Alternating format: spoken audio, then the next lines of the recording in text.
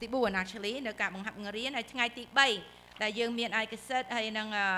អំណរនឹងទទួល Dr. Jacob ដើម្បីនឹងគាត់ឡើងមកដើម្បីនឹងបង្ហាត់បង្រៀនជាមួយ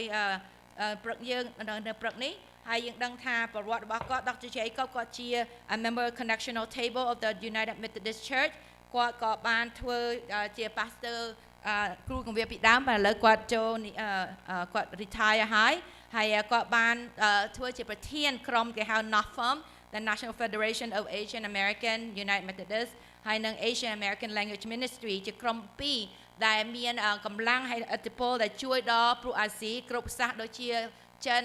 ខ្មែរវៀតណាមហើយថៃហើយនឹងកូរ៉េជាដើមហើយគាត់ក៏បានជួយគ្រប់គ្រងកម្មវិធីក្រុមស្ត្រីអស់រយៈពេល5ឆ្នាំផងដែរហើយគាត់ក៏មាន Master Degree ក្នុង Political Science ហើយគាត់ក៏មាន Master Degree ខាងព្រះគម្ពីរហើយក៏មាន Theology Degree ផងដែរដូច្នេះគឺថាគាត់មាន qualification ច្រើនមែនតើហើយក៏សរសេរសភៅជាច្រើនក៏អ្នកកវីនិពន្ធសភៅផងដែរហើយគាត់ក៏មានខ្ញុំបានទិញសភៅគាត់មួយដែរ many the Church of Many Faces without further ado Dr. Jacob please come on up and let's hear from you what God has planned to talk to us about today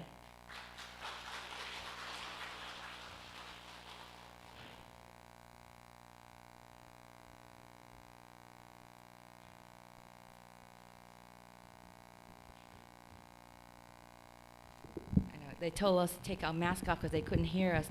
គេកំប្រាប់ថាពេលបកប្រែពេលយើងច្រៀងត្រូវបកអត់សូវឮពីព្រោះជាពិសេសពេលបង្ហាត់បង្រៀន Although I feel kind of naked without my mask but ដល់ថត mask ទៅដល់អត់ដូចវាលហើយ Oh Dr. Jacob what who Oh okay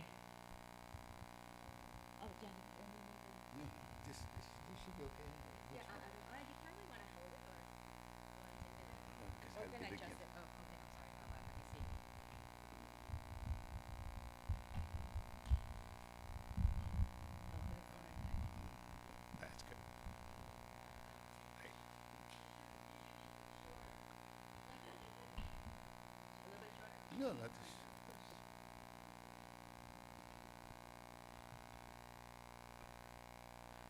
I'm extremely delighted to be here with you this morning. អូយខ្ញុំមានអំណរយ៉ាងច្រើនដែលបានមកចូលរួមក្នុងកម្មវិធីព្រឹកនេះ You wouldn't believe how excited I am. បងប្អូនអាចដឹងថាខ្ញុំមានចិត្តរំភើបយ៉ាងណាទេ My wife and I were here over about 7 years ago.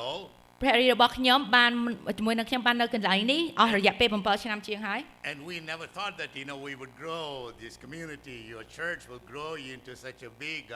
blossoming congregation ខ្ញុំបានស្រមៃថាព្រះវិហារនៅកន្លែងនេះដែលហើយជាពិសេសក្រុមស្ត្រីខ្ញុំបានគ្រប់គ្រងបានលូតលាស់រហូតដល់ចម្រើនយ៉ាងធំធេងដូចថ្ងៃនេះឡើយ As you can see I have served in many churches in some parts of the world ហើយដល់បងប្អូនឃើញប្រវត្តិខ្ញុំហើយខ្ញុំបានបម្រើនៅព្រះវិហារគ្រប់ទីកន្លែងនៅក្នុងពិភពលោក And one of the churches that I served when I was in Illinois was right outside of the city of Chicago a farming community ហើយព្រះវិហារមួយខ្ញុំបានបម្រើធ្វើជាគ្រូគង្វាលគឺនៅ State Illinois នៅទីក្រុង Chicago ហើយក៏នៅខាងនៅតាមជនបទស្រែផងដែរ And the congregation was made of 100% Swedish Americans ហើយក្រុមជំនុំគឺគេជនជាតិ Swedish American So you can see that me a person from India to be a pastor of the Swedish American congregation in the farmland of Illinois ហើយបងសម័យមើលខ្ញុំជាសាសឥណ្ឌាស្បែកខ្មៅហើយទៅបម្រើក្រុមជំនុំដែលគេស្បែកសភ្លឺពួក Swedish នៅក្នុង Illinois កន្លែង state ហ្នឹងតើវាពិបាកយ៉ាងណាមើលទៅ Their last names were Andersons, Munsons, Johnsons, Grandsons, all those sons. ត្រកូលនាមរបស់គេសិតតែមានចុងសាន់ Johnson, Watson អីចឹងខ្ញុំពិបាកបងប្អូនមើលថាអីទៅ Damarash Oh, I was for about 6 months or maybe for a year a little nervous and then I said to myself I should be converted to be a Swedish American ហើយក៏ពេលខ្ញុំទៅគឺឃើញគេសិតតែសាសគេស្បែកសឈ្មោះគេប្លែកខ្ញុំគិតថាដូចភ័យដល់ប្រហែលចង់បដូរឈ្មោះរបៀបខ្ញុំឲ្យទៅជាសាស Swedish American ដែរ So I went about the town small town and whenever people ask me who I was, I would say, I am Pastor Jacobson Dharmaraj. ហើយដូច្នេះពេលដែលខ្ញុំរៀបចំខ្លួនថាបំផ្លាំប្រែខ្លួននោះក៏ទៅសួរសុខទុក្ខក្រុមជំនុំគេសួរឈ្មោះអីខ្ញុំថាខ្ញុំហ្នឹងឈ្មោះ Dr. Jacobson Dharmaraj ថាអាពាក្យសិនហ្នឹងចូលឲ្យកុំឲ្យគេថាប្លែកគេណា I was in that church for 8 years when I was moved to another large congregation, and the whole people in the community and the church were mad at the bishop. ហើយក៏ពេលនេះខ្ញុំដូច្នេះខ្ញុំក៏បានចំណាយពេលអស់8ឆ្នាំបម្រើនៅទីនោះហើយប៉ុន្តែដល់ពេលចុងក្រោយនោះលោក Bishop លោកប៉ាពីលើគាត់បានបញ្ជាខ្ញុំទៅព្រះវិហារធំមួយទៀតដើម្បីបម្រើឲ្យមានឯកសិទ្ធិច្រើនជាងហ្នឹងហើយពួកក្រុមជំនុំខឹងអ្នកដែលបញ្ជូនខ្ញុំណាស់ Having been with you for the last 7 years, maybe I should change my last name too. ដូច្នេះគាត់ថាប្រទេសគាត់ចំណាយពេលជាមួយយើងអស់ប្រហែល7ឆ្នាំប្រហែលគាត់ត្រូវគោដូរទៅគោក៏ឲ្យទៅជាដូចជាខ្មែររបស់ពួកយើងផងដែរ I have heard a lot of stories in the Midwest, from the farming community about what exactly had happened to their pastors and their congregations over the years. ហើយគាត់ក៏បានឮជាច្រើនគេបាននិយាយនៅកន្លែង Midwest នៅ state នៅកណ្ដាលហើយខាង whatever this side ខាងស្ដាំហ្នឹងណាហើយក៏ចង់ដឹងថាតើកើតអ្វីខ្លះនៅព្រះវិហារដែលគ្រូគង្វាលទាំងប្រមាណទៅបម្រើនៅទីនោះ I would like to share with you just one story. ហើយខ្ញុំនឹងចែកចាយរឿងតែមួយទេនៅព្រឹក That នេះ was really fascinating when I when I look at all of you sitting in this sanctuary. ហើយពេលនេះគឺប៉ះពាល់ចិត្តខ្ញុំចង់ឃើញមានការមួយចាប់អារម្មណ៍ពេលណាខ្ញុំមើលមុខបងប្អូនលោកអ្នកម្នាក់ៗនៅក្នុងព្រះវិហារនេះ Here in the United States, most of the pastors would not just walk into the house. We always call ahead of time, set up an appointment, and then do the pastoral visit. ហើយនៅជាធម្មតានៅស្រុកនេះពេលណាយើងមិនចេះដើរចូលមកជួបគុំជំនុំឬទៅផ្ទះគេយើងត្រូវទូរស័ព្ទហើយដាក់ការណាត់ជាមុនសិន In that church, in the rural farming community, one of the pastors who served in the church, one hot summer day, decided to go and visit a family. ហើយនៅក្នុងរឿងនេះខ្ញុំចង់ជូនថានៅកន្លែងជនបទហ្នឹងមានព្រះវិហារតូចមួយហ្នឹងគ្រូគង្វាលថ្ងៃមួយក៏សម្រេចចិត្តថានឹងទៅលេងក្រុមជំនុំ He didn't call them ahead of time. ក៏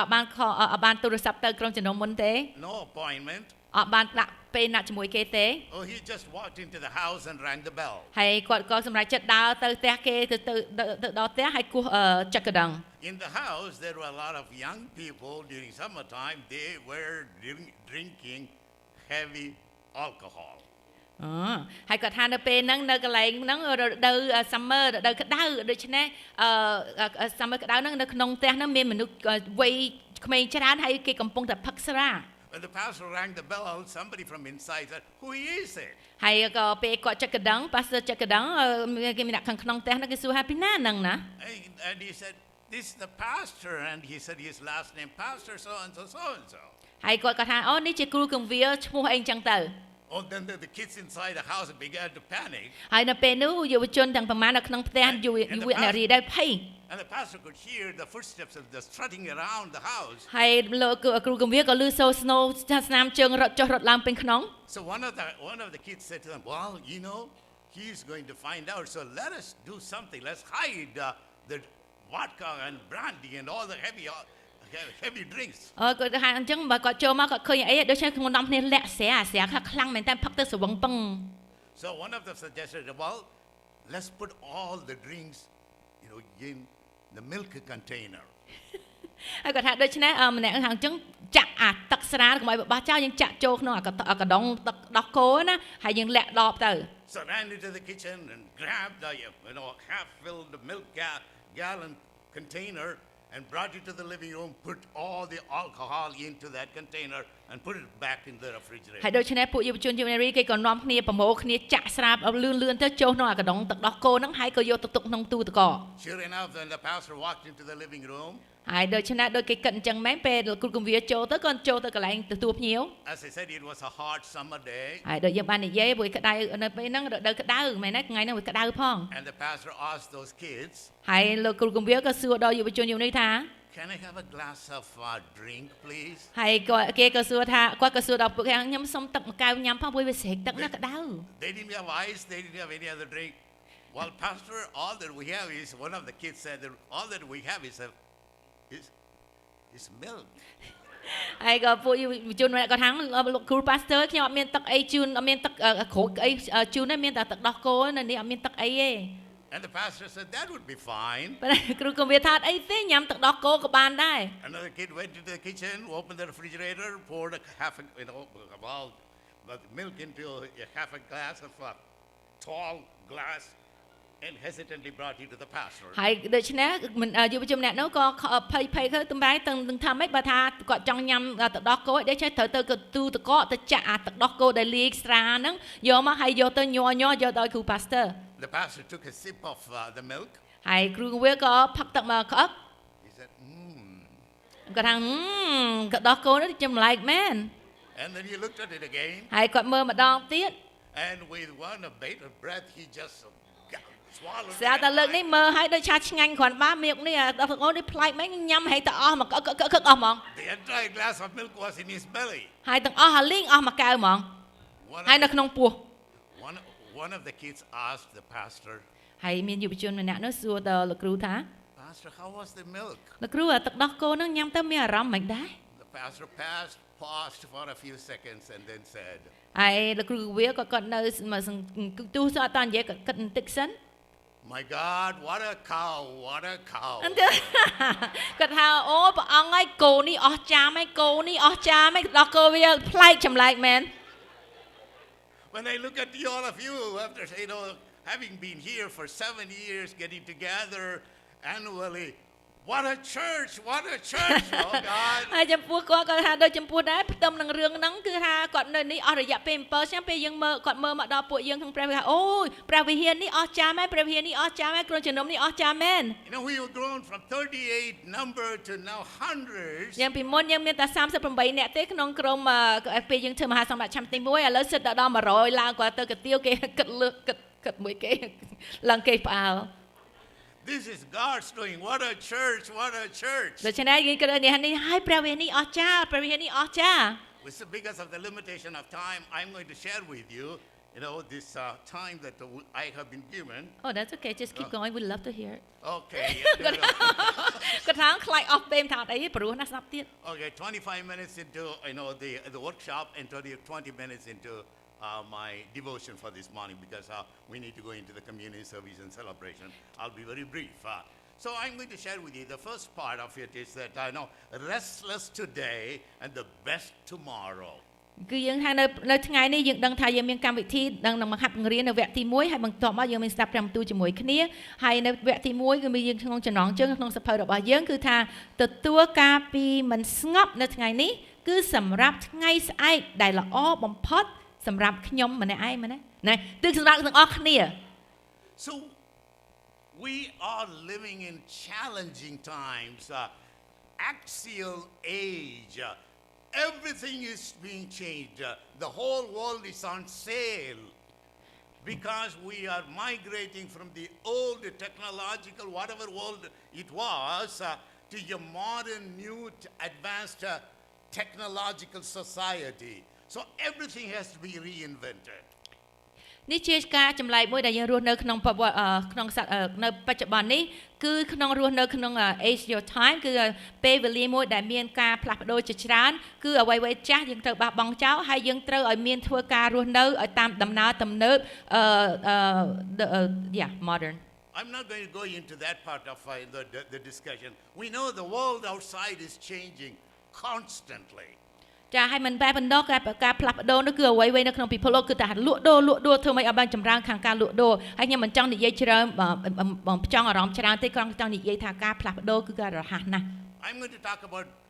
us who are sitting here in this sanctuary.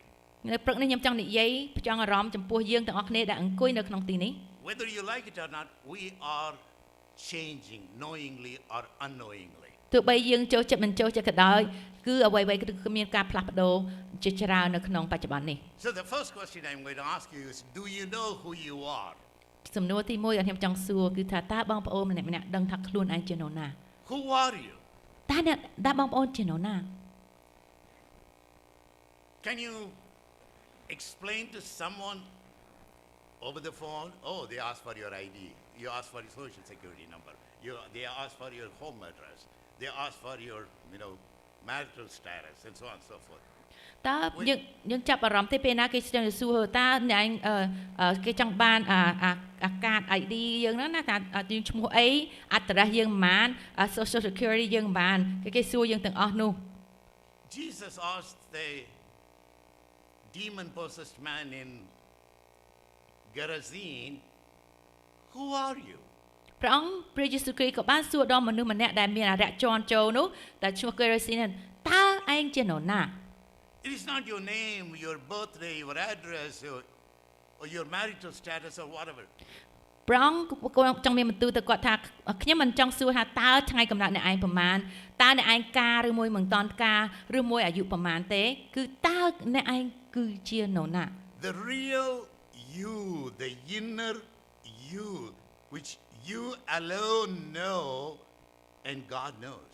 គឺចំនួនចង់សួរថាតើអ្នកជានរណាដែលក្នុងដួងចិត្តនឹងអ្នកនឹងគឺជានរណាតើមនុស្សពិតត្រង់ដល់ព្រះដែលបង្កើតអ្នកនឹងគឺជានរណាដែល So ប្រង God ជ្រាប is asking you,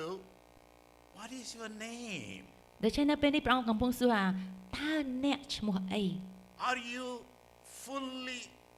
present? តើអ្នកកំពុងតែមានវត្តមាននៅទីនេះមែនឬ What is your character? តើអត្តចរិតយើងយ៉ាងណា When nobody is watching you, ពេលណាអត់មានទីណាមើលយើង you can do anything you want and get away with it. ពេលនោះយើងចង់ធ្វើអីក៏បានដែរហើយអត់មានអ្នកដឹងទេ How do you behave? តើអត្តចរិតអ្នកយ៉ាងណា What is your inner moral ethical compass? តើនៅក្នុងដួងចិត្តជីវិតរបស់យើងដែលមានអ្វីដឹកនាំជីវិតរបស់យើងត្រឹមត្រូវនោះតើវាមានរបៀបយ៉ាងណាពេលគេអត់មើលយើង What guides you? តើអ្វីជាការដឹកនាំជីវិតរបស់អ្នក The inner you, who are you? អ្នកដែលពិតត្រង់ពិតប្រកបនៅក្នុងខ្លួនយើងនឹងតើមនុស្សជននឹងជានរណា Who you are is the one that is going to guide you for the rest of your life. បងប្អូនដឹងទេអ្វីដែលជាមនុស្សពិតត្រង់នៅក្នុងជីវិតរបស់អ្នកដែលព្រះអង្គបង្កើតអ្នកឲ្យតែយើងដឹងថាយើងនឹងអនុវត្តយ៉ាងណានោះគឺជាតួអង្គនោះឯងដែលក្នុងជីវិតយើងនឹងដឹកនាំជីវិតយើងនៅតាមផ្លូវដើរក្នុងជីវិត What are you then? ដូច្នេះតើបងប្អូនជាអ្វីឬមួយក៏ជានរណា You say that, oh, I am this. Maybe I'm a Christian, I'm a believer, I'm a mother, I'm a grandmother, I'm this, I'm that. ប្រហែលជាបងប្អូនថាខ្ញុំជាអ្នកគ្រីស្ទៀនខ្ញុំជាអ្នកជឿខ្ញុំជាយាយជីដូនខ្ញុំជាម្ដាយឬមួយក៏អ្វីមួយទៅ But what exactly that directs your life? ក៏ប៉ុន្តែសំណួរគឺចង់សួរថាតើអ្វីកំពុងតែដឹកនាំជីវិតរបស់បងប្អូនម្នាក់ Where are you right now? ឥឡូវនេះតើបងប្អូននៅកន្លែងណា In your spiritual journey or whatever life that you live,នៅក្នុង what stage are you in? នៅក្នុងជីវិតរបស់បងប្អូនដែលជាជីវិតដំណើរខាងជំនឿឬមួយក៏ដំណើរក្នុងការរស់នៅតើយើងនៅដល់ទីកន្លែងណាហើយ And how are you known? ហើយតើយើងបានដឹងរបៀបនឹងយ៉ាងណាឬមួយក៏ប្រហែលតើយើងដឹងថាយើងនៅកន្លែងណាដោយរបៀបណា Now we are going to go into the workshop in a sense. You know who are you, or who you are. You know what you are. You know where you are. And you know how you are known. Let us now delve into the workshop. ដូច្នេះមានចំណុច4ដែលយើងចង់បង្ហាញនៅតាមបាននិយាយឲ្យតើទី1 who តើយើងជានរណាជានរណា what តើយើងជានរណានឹងមានអត្តចរិតជាអ្វី and why ហេតុអ្វីដែលយើងរស់នៅដែលព្រះអង្គឲ្យយើងនឹងជាមនុស្សនឹងបុគ្គលនឹងជានរណាហើយ how តើរបៀបយ៉ាងណាដែលយើងត្រូវរស់នៅជាបុគ្គលនោះដូច្នេះសូមឲ្យយើងបានបន្តការវែកញែកហើយនឹងរៀនជាមួយគ្នា You say you are a Christian. អ្នកទាំងអស់គ្នាគឺថាបានប្រាប់ថាខ្លួនជាអ្នកគ្រីស្ទៀន You say you are a mother, grandmother, or whatever your identity is. ឬមួយក៏អ្នកថាខ្ញុំជាម្ដាយឬមួយក៏ជាជីដូន What does your identity do to your character? ហើយខ្ញុំចង់សួរថាតើអត្តចរិតរបស់បងប្អូនតើជាយ៉ាងណានោះគឺជានរណាផងដែរ There are 3 challenges that we face every day in our life. យើងដឹងថាមានការប្រឈមមុខ3នៅក្នុងជីវិតរបស់យើង The first one is return love for hate. យើងដឹងថាការមួយអ្នកខ្លះធ្វើគឺថាតอมស្នប់នៅសេចក្តីស្រឡាញ់ដោយសេចក្តីអាក្រក់ស្អប់ Second one is accept the unacceptable. ហើយទី2គឺការអ្វីមួយដែលមិនគួរនឹងទទួលយកបាន The third one is to say I was wrong. ហើយទី3គឺថាចង់និយាយថាខ្ញុំបានខុសហើយ Think about it. សូមឲ្យយើងបានគិតពីការនោះ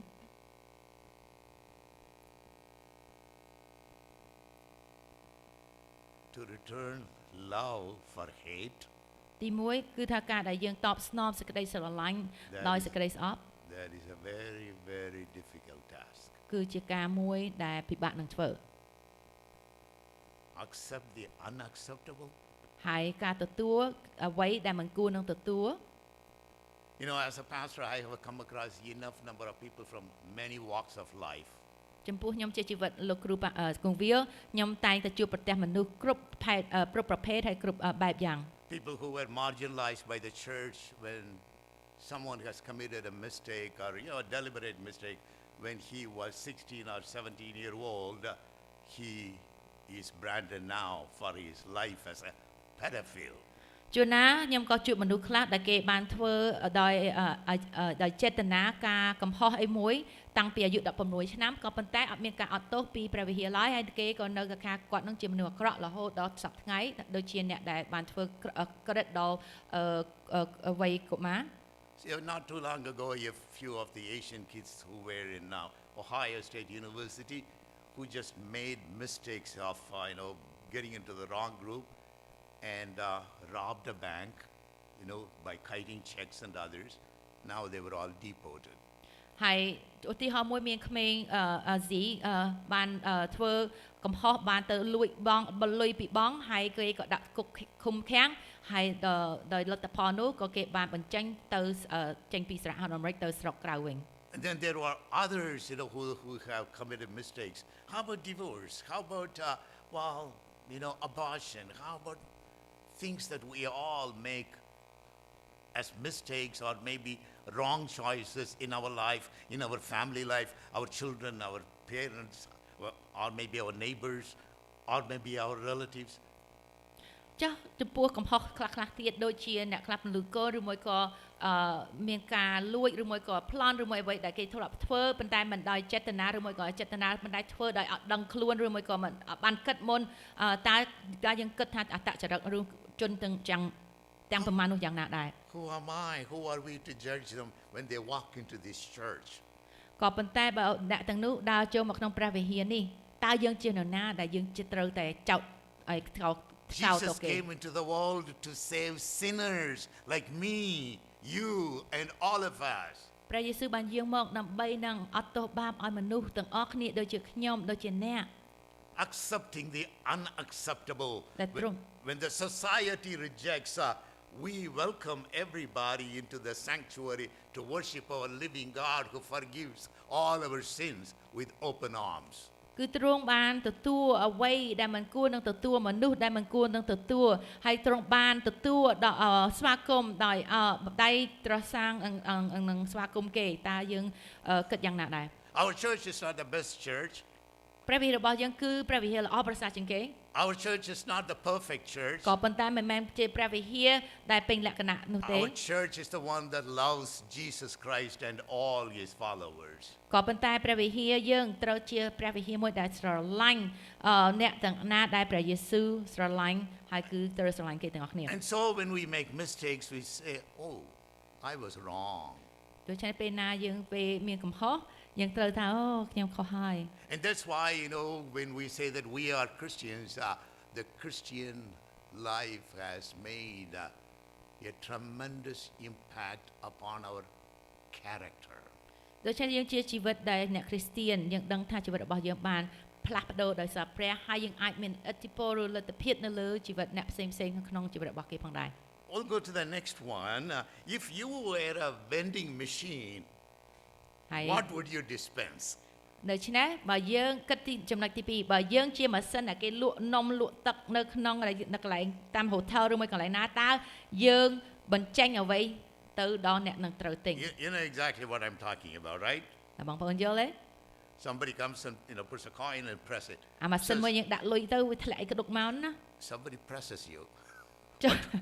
ចាំបើពីណាចុចយើងឥឡូវហ្នឹងចេញអីមក What would you dispense? ចេញអីឲ្យគេ What kind of words come out of your mouth? តើពាក្យអីនឹងចេញពាក្យសម្ដីអីនឹងចេញមកពីមាត់បងប្អូនមកគេចុច What would you say to your friends, your family members, your husbands or wives on the phone? ហើយចាំបងប្អូនមានពាក្យសម្ដីអីនិយាយនៅពេលណាបងប្តីប្រពន្ធឬមួយក៏ក្រុមគ្រួសារខលនៅតាមទូរស័ព្ទ What would you type on your computer? ហើយតើបងប្អូននឹងចុច type អីនៅក្នុង computer So when you're pressed, what you do? ពេលណាយើងត្រូវការសង្កត់ឬការចុចពីនរណាតើអ្វីយើងនឹងទម្លាក់ឲ្យគេអ្វីយើងនឹងបញ្ចេញឲ្យគេ And then you live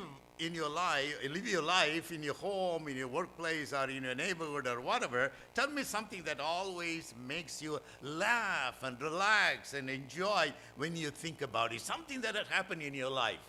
ឥឡូវនេះចង់ឲ្យបងប្អូនសបិនស្រមៃមួយឃើញថានៅក្នុងផ្ទះយើងនៅក៏ដោយក្នុងសង្គមឬមួយក៏នៅក្នុងអ្នកជិតខាងតើអ្វីដែលធ្វើឲ្យបងប្អូនមានសំណោចសោច Something creative. សូមឲ្យយើងគិតអ្វីដែលដូចថាប្រឌិតល្អកំណត់ល្អមើលឲ្យប្លែកមើល We'll come to the conclusion in a few moments. Just narrow it down. Who are you? What are you? Where are you? យើងនឹងបញ្ចប់នៅតិចទៀតយើងចុងក្រោយយើងនឹងសួរសរុបថាតើអ្នកជានរណា God has created you as a whole being, intelligent being, with body, with health and beauty or whatever, and strength and character. So we have to take the whole body into its context to see how do we live our life today. បងប្អូនដល់ព្រះអង្គបង្កើតយើងមនុស្សម្នាក់ឲ្យពេញលក្ខណៈមានតួពេញកន្លែងគឺគាត់ថាមានការវាងវៃគឺឆ្លាតមានអត្តចរិតអីហើយមានសុខភាពល្អហើយឲ្យយើងបានរស់នៅមានការញញឹមដូច្នេះសួរឲ្យម្ដងទៅតើបងប្អូនជានរណា What are your priorities? តើយើងរៀបចំក្នុងជីវិតយើងអ្វីជាសំខាន់នៅលើគេយើងទុកយ៉ាងណា You may say that, I am old, I am mother, I am grandmother, I am not educated. Well, I have a lot of degrees in my pocket. They mean nothing when I go to certain places. Nothing. ចំពោះខ្ញុំចង់បញ្ជាក់ថាអ្នកខ្លះថាអូខ្ញុំប្រហែលជាមនុស្សចាស់ខ្ញុំជាស្ត្រីខ្ញុំជាយាយខ្ញុំអស់កម្លាំងឬមួយក៏យ៉ាងណាપણខ្ញុំគឺជួនណាខ្ញុំមានដូចថាសោក្នុងមួយកប៉ៅពេញប៉ុន្តែអស់នឹងអត់មានការអីសោះទៅណាអត់មានអត្តន័យអីល្អទេអត់មានបានការគាត់អត់មានបានការ How I act and demonstrate myself as a human being is the one that connects with others. ក៏ប៉ុន្តែដែលខ្ញុំមានការតំណាក់តំណងជាមួយម្នាក់ផ្សេងដែលព្រះអង្គបង្កើតមកជាមនុស្សដូចគ្នាគឺ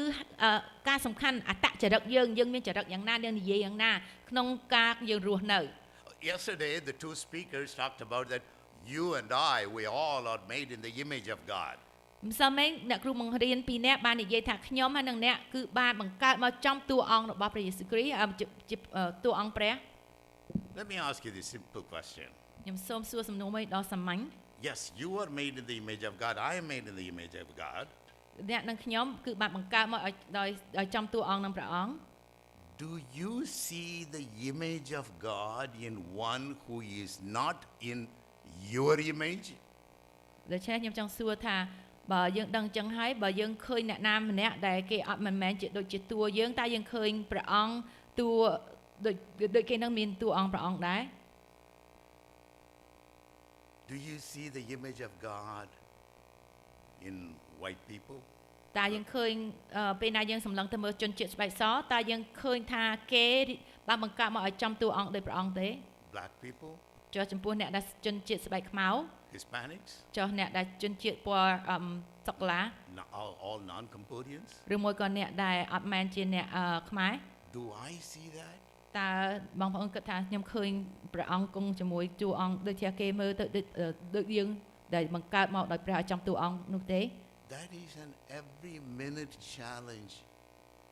in which we have to live. នេះជាការមួយដែលពិបាកដែលយើងជួនណាអត់អាចគិតឃើញថាគេស្រដៀងយើងឬដូចយើងដែលព្រះអង្គបង្កើតគេដូចយើង When we see the image of God in another person, when we raise our children, I will not raise my child to kill your child. ពេលណាបើយើងដឹងថាបើគេហើយនឹងយើងមើលទៅស្រដៀងគ្នាដូចគ្នាព្រះអង្គបង្កើតមកឲ្យមានតួអង្គដូចគ្នាហើយយើងចិញ្ចឹមបាច់កូនយើងនឹងយើងដឹងថាយើងមិនហាក់បង្រៀនឲ្យទៅសម្លាប់កូនគេឯងមែនណា That is a major challenge for Christian community and the church community today. I will not raise my child to kill your child. ហើយជួនណាយើងគិតថាការដែលយើងបង្ហាត់បង្រៀនកូនយើងកុំឲ្យទៅសម្លាប់កូនគេអ្នកថាការថាការហ្នឹងវាពិបាកនឹងធ្វើហើយបង្ហាត់បង្រៀន Whether my child is a 12-year-old or 80-year-old. ក៏ប៉ុន្តែទោះបីជាកូនហ្នឹងអាយុ12ឆ្នាំឬ80ឆ្នាំក៏ដោយ 100-year-old parents grieve over their 80-year-old when they are murdered and butchered. ហើយយើងដឹងថាអ្នកខ្លះមកម្ដាយមានអាយុ100ឆ្នាំហើយកូនរបស់គាត់អាយុ80បានមានគេសម្លាប់គឺគេយំឈឺចុកចាប់ឲ្យសោកស្ដាយមែនតើ I have buried children when their parents and grandparents and great-grandparents were alive, and they asked me over and over again, Pastor, why do we have to bury our children when we old folks are alive? Why would somebody kill my grandchild with gun or knife or with violence? ហើយចំពោះខ្ញុំជាគ្រូគម្រាបានជួបប្រទះមានជីដូនជីតាដែល3 4ចំណតំណណានិយាយទូតឲ្យលួតអីហ្នឹងឃើញសួរថាថែអ្វីបានគេសម្លាប់ចៅទួតខ្ញុំដែលវាក្មេងជាងខ្ញុំហើយខ្ញុំនៅចាស់ហើយគេសម្លាប់ដោយកបិតកភ្លើងហើយ Leadership is all about holistic living. Mind, reason, heart, soul, body, all together living a whole life, not a compartmentalized life. បងប្អូនចូលឲ្យដឹងថាយើងជាអ្នកគ្រីស្ទានគឺព្រះអង្គសម្រាប់តែយើងឲ្យរស់នៅជីវិតយើងឲ្យពេញលក្ខណៈគឺទាំងទំហំទាំងមូលឲ្យមានគ្រប់លក្ខណៈតាំងពី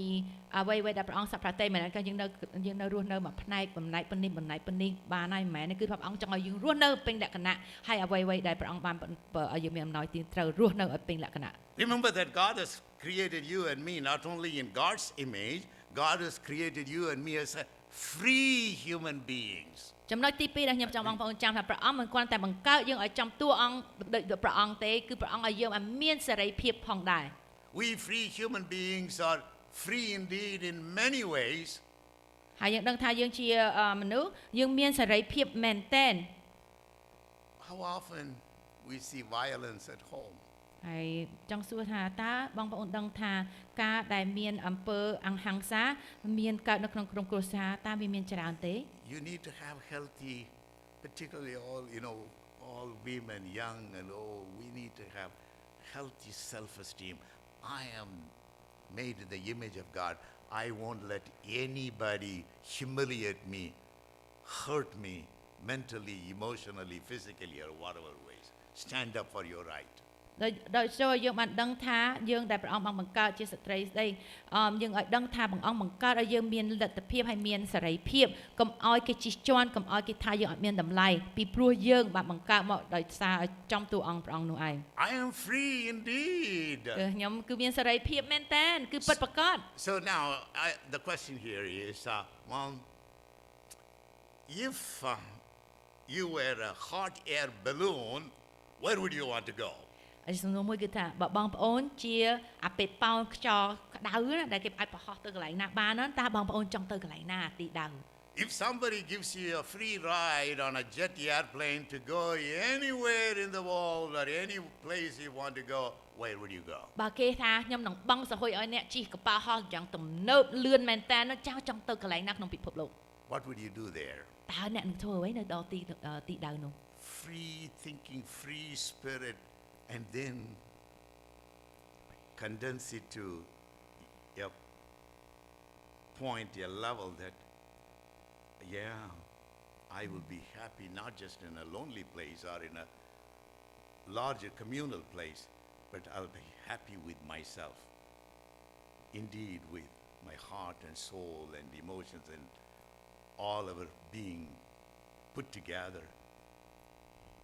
in one unit. បើបងប្អូនគិតថាអូខ្ញុំអាចទៅកន្លែងនេះបានទៅកន្លែងនោះបានកន្លែងចៀតកន្លែងធំកន្លែងមានសមុទ្រឆ្នេរសមុទ្រឬមួយកន្លែងណាគិតថាអូអាចទៅបានក៏ប៉ុន្តែបងប្អូនដឹងទេសរុបមកវិញគឺថាតើបងប្អូនសប្បាយចិត្ត And we live in a space between what they call liminal space, between and betwixt. Between and what? Between and betwixt. In other Betwixt. words, that's Okay, a I haven't heard that one very before. difficult word to translate. It's a liminal space, we are going through a tunnel. We have entered into the darkness. We have not seen the light yet, but the light will eventually come. Okay. It's like going through a tunnel. ចាមុនហ្នឹងខ្ញុំអត់តបញ្ចប់ក៏បាត់ក៏ចាប់ទៅចោលខ្ញុំថាខ្ញុំចោលយើងគិតថាទៅកន្លែងណាទៅណាក៏បានប៉ុន្តែសំខាន់ជាងគេសំដួលថាតើបើយើងនៅជាម្នាក់ឯងនៅក្នុងខ្លួនរបស់យើងតើយើងមានការសប្បាយចិត្តចំពោះខ្លួនយើងទេការយើងស្រឡាញ់ខ្លួនយើងទេការយើងចូលចិត្តអ្វីដែលនៅរស់នៅក្នុងជីវិតដែលកំពុងតែធ្វើដែលបងអង្គបង្កើតយើងនោះគឺជាសំណួរមួយដែលទីដៅដែលយើងត្រូវជួបជុំរាល់ថ្ងៃនោះគឺទីដៅកន្លែងណាដែលបងប្អូននៅឥឡូវហ្នឹងនឹងសប្បាយចិត្តអត់ហើយមួយទៀតគាត់ថាយើងកំពុងតែរស់នៅក្នុងបច្ចុប្បន្ននេះគឺថាយើងរស់នៅពេលថាដូចជាដើរទៅមើលដំណើរការយើងមើលទៅមុខអត់តាំងឃើញទេមើលទៅក្រោយក៏អត់សូវច្បាស់ដែរឬមួយក៏មើលទៅមុខគឺអត់ដឹងផងប៉ុន្តែវាថា luminous space គឺថាយើងកំពុងតែធ្វើដំណើរនៅក្នុងដូចថាឱកាសហាសអញ្ចឹងឯង I have given you some heavy thoughts. Now let me give you a story to យើងគិត relax. ខ្ញុំថាគិតដូចឲ្យយើងគិតច្រើនណាស់ប្រហែលជាក្បាលឥឡូវខ្ញុំប្រាប់រឿងមួយឲ្យសប្បាយចិត្តបន្តិច Now, how many of you have seen the vacuum cleaner, the vacuum canister? We'll go to the next slide, I'm sure. They want to go next slide please up there គាត់ថាចង់បងប្អូនម្នាក់ដែលមានម៉ាស៊ីន Maybe បូម the next. តែមួយទៀត What is that one? អាហ្នឹងស្អីហ្នឹង I'm sure you may probably use it. បងប្អូនខ្លះប្រហែលបានប្រើហើយ Vacuum cleaner, the canister to clean, vacuum the staircase. គឺអាម៉ាស៊ីនសម្រាប់បូមដីបូមសម្រាមបូមអីហ្នឹងណានៅផ្ទះណា How many of you have ពីណាមានម៉ាស៊ីនដូចស្តៀងនឹងសំលឹកដែរ birds as pets in your? ឬមួយក៏អ្នកខ្លះមានឆ្កែមានឆ្មាដើម្បីបូមស្បែកបូមរោម You វា have birds. Okay, so how many of you have a parakeet? ចាំបងប្អូនណាមានគេហៅ parakeet ចាប់យំច្រើន You know, we Christians sometimes are very much like parakeets.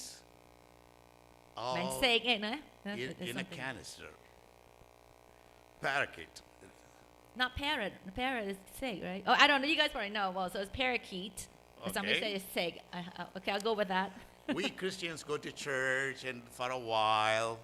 បងប្អូនដឹងទេយើងអ្នក Christian អ្នកខ្លះដូចហាក់ដូចជាបាក់សីនឹងចាធ្វើដំណើរទៅព្រះវិហារ we sing in a choir, ច្រៀងក្រុមចម្រៀង we teach Sunday school, បង្រៀន Sunday school we are active in the congregation. វេ We are active in the congregation for a while. យើងថា angry at the congregation I'm like say យើង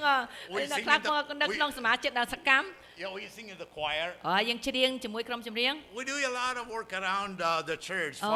សកម្មមែននៅក្នុងព្រះវិហារ for a year, for a year, Rob for Schnam, 2, for 5, មួយ for ឆ្នាំ 10. 2 5 10 And then something happens. ស្រាប់តែមានអីមួយកើតឡើង Then we walk out and never to come អូ back. យដើរចេញហ่ะពេលណាធ្វើខ្នើចិត្តយើងដើរចេញ This actually happened, when we were living in Chicago. It was in the local newspaper. នេះគឺមានការមួយដែលកើតឡើងនៅព្រះវិហារខ្ញុំនៅ Chicago នៅហើយក៏បានមាននៅក្នុងខ្ញុំបានអាននៅក្នុងកាសែតមួយ There was a woman who was raising a parakeet at home. ហើយមានស្ត្រីមួយបានចិញ្ចឹមសត្វសេក And she loved that pet. ហើយនៅផ្ទះគាត់ហ្នឹងគាត់ស្រឡាញ់ចាប់ហ្នឹងមែនតើ And she fed the parrot regularly, cleaned the cage, and maintained its hygiene very meticulously. អូយគាត់ស្រឡាញ់មែនតើអ្នកខ្លះឃើញស្រឡាញ់ឆ្កែគាត់ស្រឡាញ់ចាប់លាងវាជូតវាបញ្ចុកបច្ច័យវា And one day what she was doing was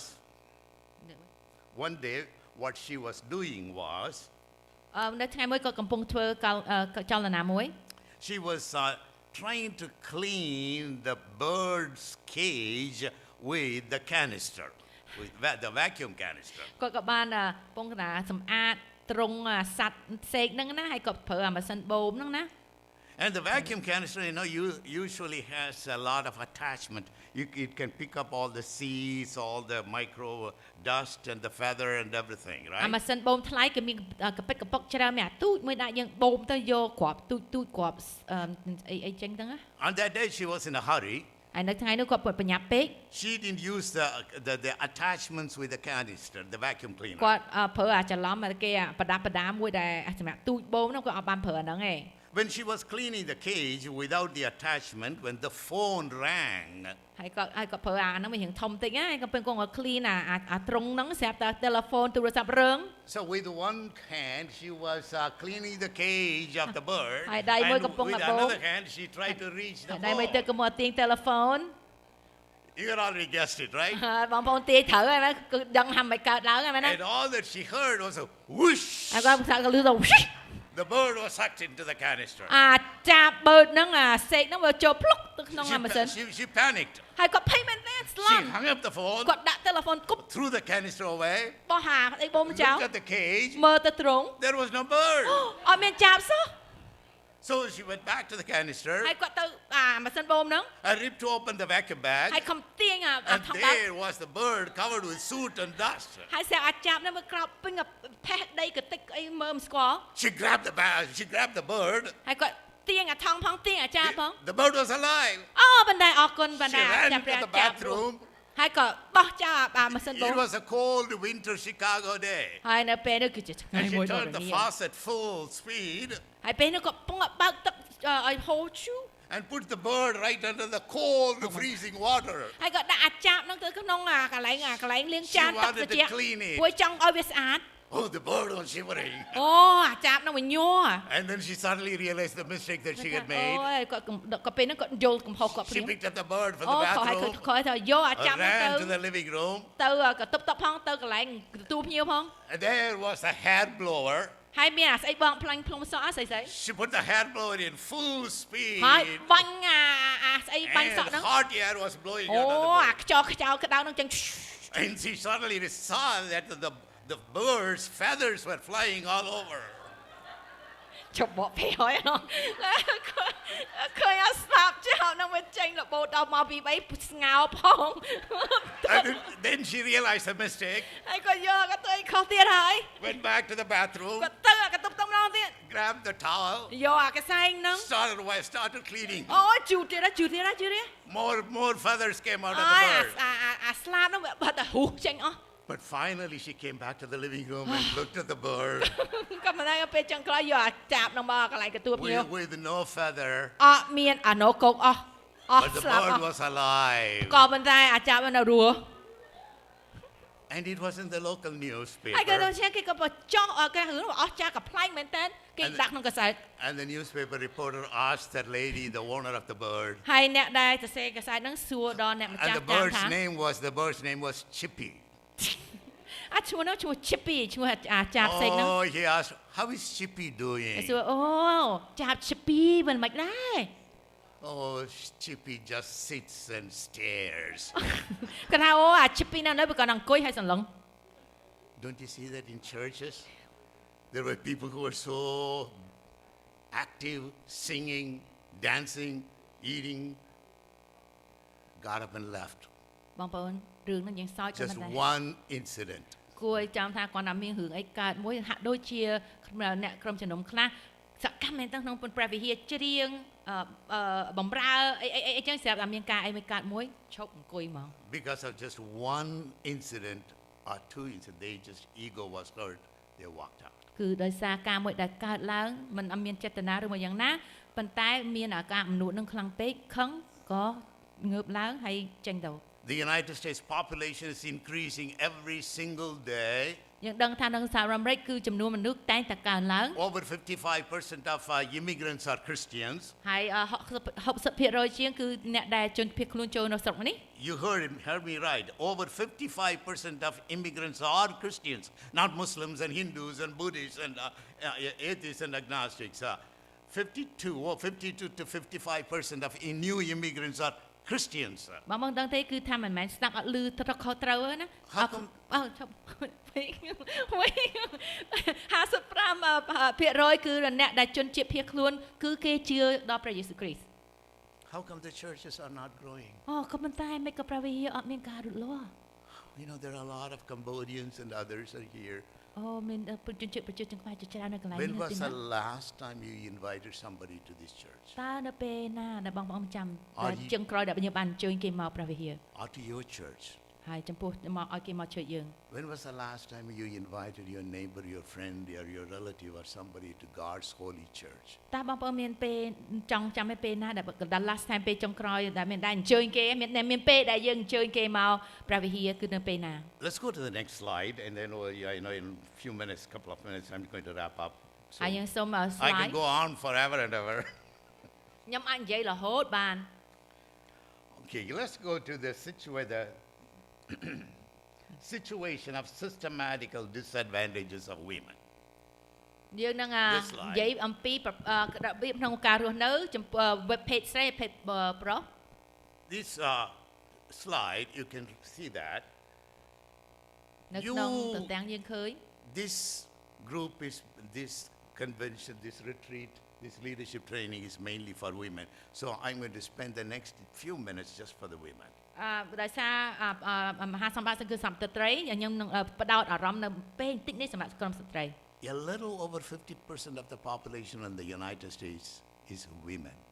50% នៅក្នុងប្រជាជននៅក្នុងសហរដ្ឋអាមេរិកគឺភេទស្ត្រី But look around and see how many of you are in leadership position. ឥឡូវយើងគឺសូមមើលទៅវិញទៅមកនៅក្នុងចំណោមហ្នឹងមានប្រមាណអ្នកជាអ្នកដឹកនាំ You have daughters and granddaughters. When are they going to become leaders in your community, in your workplace, in your neighborhood, or wherever you are? បងប្អូនសុំស្ត្រីតើយើងដឹងថាចៅស្រីកូនស្រីរបស់យើងតើនឹងត្រឡប់ធ្វើជាអ្នកដឹកនាំនៅក្នុងសង្គមក្នុងផ្ទះឬកន្លែងធ្វើការយ៉ាងណា You need to prepare them today. យើងត្រូវតែរៀបចំជីវិតរបស់គេដើម្បីឲ្យគេបានក្លាយខ្លួនជាអ្នកដឹកនាំនៅថ្ងៃក្រោយ You need to prepare them now in order to become leaders of tomorrow. យើងត្រូវបង្វឹកបង្ហាត់បង្រៀនគេថ្ងៃនេះដើម្បីឲ្យគេបានត្រឡប់ជាអ្នកដឹកនាំសម្រាប់ស្អែកនៅក្នុងអនាគត How do you prepare them? តើរបៀបបង្វឹកបង្វើហើយបង្ហាត់បង្រៀនយ៉ាងណា Because there are a lot of, first of all, social challenges that are out there. គឺពិបាកមែនពីព្រោះនៅខាងក្នុងសង្គមមានការប្រឈមមុខក្នុងការបង្វឹកបង្វើជាច្រើន Give good, healthy self-esteem to your girl children. គឺយើងត្រូវផ្ដល់ឲ្យគេបានដឹងតម្លៃខ្លួនឯងកុំឲ្យយើងស្ថាំប្រាប់ថាកូនឯងមានតម្លៃកូនឯងល្អ My wife and I came to this country with no money. ខ្ញុំនិងប្រពន្ធខ្ញុំបានមកនៅក្នុងសហរដ្ឋអាមេរិកអត់មានលុយមកសោះ Just 2 suitcases. មានតែវ៉ាលី2ទូច I never got a single penny for my education from the United Methodist Church. ខ្ញុំមិនដែលមានលុយមកកាក់ម៉ាសេងពីគណៈនិកាយ Methodist សម្រាប់បង្ហាត់រៀនទេ My wife never got a penny for her education from the church. ហើយគាត់ប្រពន្ធខ្ញុំក៏មិនបានមកកាក់ដើម្បីនឹងរៀននៅក្នុងពីព្រះវិហាររបស់គាត់ផងដែរ We went to Chicago. She went to Loyola University of Chicago. I was on the University of Chicago campus. ខ្ញុំទាំងពីរនាក់បានទៅមហាសាកលវិទ្យាល័យនៅ Chicago We had 3 part-time jobs and night and day worked, and then one course at a time, we studied and studied and studied. ហើយចំពោះខ្ញុំបានមានការជីវិតប្រឈមមុខការពិបាកជាច្រើនគឺយើងបានធ្វើការ3ការមុខងារហើយរៀនផងធ្វើការផងទាំងពីរនាក់អត់មានពេលសម្រាប់ឡើយ With no single relative here in this country. ហើយយើងក៏មានបងប្អូនញាតិមិត្តនៅក្នុងស្រុកនេះដែរ And my wife was able to secure the best scholarship. She became the top of her studies in a PhD program. ក៏ប៉ុន្តែដែលប្រពន្ធខ្ញុំបានខិតខំរៀនយ៉ាងខ្លាំងហើយគាត់បានបួកគេឲ្យរៀនហើយរៀនលេខ1នៅមហាសាកលវិទ្យាល័យផងដែរ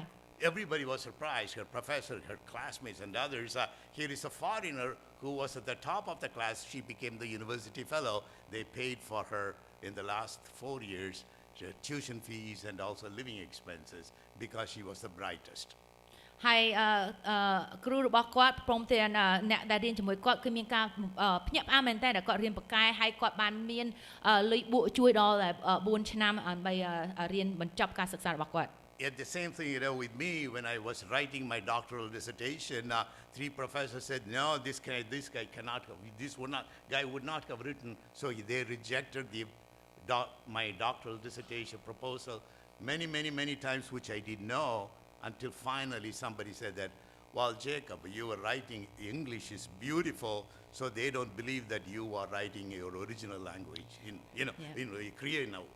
English in a creative way." បងប្អូនដឹងថាជនណាមានការអយុត្តិធម៌មែនទែនក្នុងជីវិតយើងដែលជាជនភៀសខ្លួនដែលគេឃើញខ្ញុំថាខ្មៅផងហើយខ្ញុំជាសាសមិនមែនស្បែកសហើយខ្ញុំសរសេរ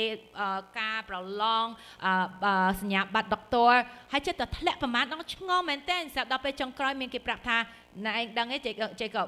ណែដោយសារណែឯងអង់គ្លេសណែឯងសរសេរវាអត់ខ្ចោះពេកគេថាណែឯងប្រហែល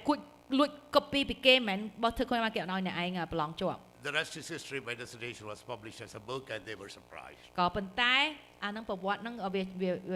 វាផុតហើយខ្ញុំបំភ្លេចហើយពីព្រោះហើយអ្វីតាំងពីនឹងមកបើគេដឹងថាខ្ញុំអាចធ្វើមានទស្សនវិជ្ជាខ្ញុំក៏បានសរសេរសភៅទាំងច្រើនផងដែរ The same way, with your children, socially they will be ostracized. Then there are political pressures. Then there are economic.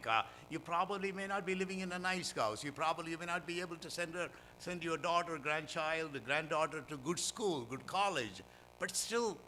ask your grandchild to be the best in the class every single day. បងប្អូនដឹងទេចំពោះជីវិតកូនចៅរបស់បងប្អូនក៏អាចចូលប្រមុខជាមួយនឹងការដែលពិបាកក្នុងជីវិតពីព្រោះការគេឃើញយើងស្បែកផ្សេងគេមើងងាយឬមួយគេចំអកឲ្យក៏ប៉ុន្តែបង្ហាត់បង្រៀនឲ្យគេបានខិតខំរៀនដើម្បីឲ្យគេបានត្រឡប់ទៅជាអ្នកដឹកនាំមួយឬក៏អ្នករៀនបកកែមួយមានសញ្ញាបត្រនិងល្អបង្ហាញដល់អ្នកដែលមើលងាយទៅផងដែរ That's it goes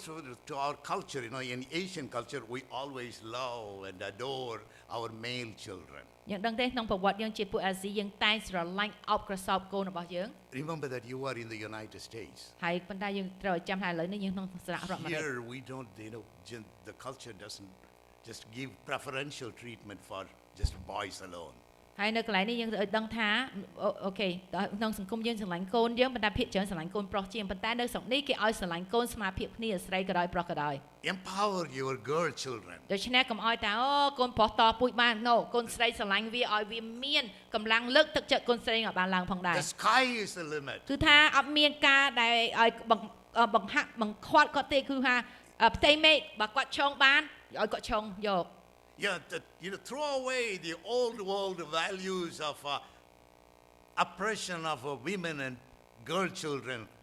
in our communities. សូមឲ្យយើងបានបោះចោលនៅការទម្លាប់យើងពីដើមដែលថាអូស្ត្រីធ្វើឲ្យបានយើងសង្កត់ដល់ស្ត្រីព្រោះស្ត្រីអាចធ្វើបាន the sky is the limit គឺថាអត់មានអ្វីខាំងបានគឺខ្ពស់យ៉ាងណាគេអាចធ្វើយ៉ាងហ្នឹងបាន Finally, we need to get over our poverty of not just economic poverty of thinking, oh, we won't be able to make it. After all, I'm a Cambodian. យ៉ាដូច្នេះយើងសូមបំភ្លេចមួយទៀតដែរខ្ញុំភ្លេចរឿងពីមុនថាក្រីក្រយ៉ាងណាយើងកុំគិតថាយើងក្រីក្រហើយឥឡូវក៏ដូចគ្នាដែរកុំឲ្យគិតថាយើងខ្មែរយើងធ្វើនេះយើងក្រណាយើងអត់មានអីអាចលទ្ធភាពធ្វើបានទេ Get over your ethnic discrimination. ហើយសូមឲ្យយើងបំភ្លេចនៅការអ្វីដែលស្បែកដែលគេមើលងាយមួយស្រាលយើងឲ្យសារស្បែករបស់យើង Even if you don't live in a wealthy, rich neighborhood, don't let your surrounding community put you down. ទោះបីជាយើងមិននៅក្នុងគេហដ្ឋាននៅកន្លែងសង្គមណាដែលផ្ទះល្អក៏ដោយកុំឲ្យគេមើលងាយយើង Remember that you are very special in the sight of God because our God has created you in God's image. You are a special child of God. So don't let anybody hurt you. ដូចជាខ្ញុំភ្លេចថាយើងព្រះអង្គបានបង្កើតយើងមកឲ្យចំតួអង្គរបស់ព្រះអង្គយើងមានតម្លៃដូចជាកុំឲ្យមាននរណាម្នាក់សោះមើងងាយឲ្យដាក់យើងទៅថាមើងងាយយើងហើយជិះជាន់យើង In closing, I would like to give you a few minutes. Do you have any question you would like to share with, ask me, or do you have any thought that you would like for me to expand? មុននឹងខ្ញុំបញ្ចប់ខ្ញុំចង់មាននីតិខ្លះជូនដល់បងប្អូនតើនៅណាមានសំណួរឬមួយក៏មានអ្វីដែលចង់ឲ្យខ្ញុំបញ្ជាក់បន្ថែមបានឬមួយក៏មានអ្វីចង់ចែកចាយ Right to share Yeah. You have any question, any thought that anything that I had explained? Because we need to go into the sermon part, we are running out of time. ហើយបើអត់ទេយើងនឹងរៀបចំនឹងបង្វែកនៅផ្សេងទៀតនៅបន្តិចទៀត I have a few more thoughts to share with you, but I need to be conscious of our worship time. Yeah. Any question? បើអត់មានទេគាត់នឹងបន្តទៅ Don't hesitate to ask any question. មាន Yes, sir.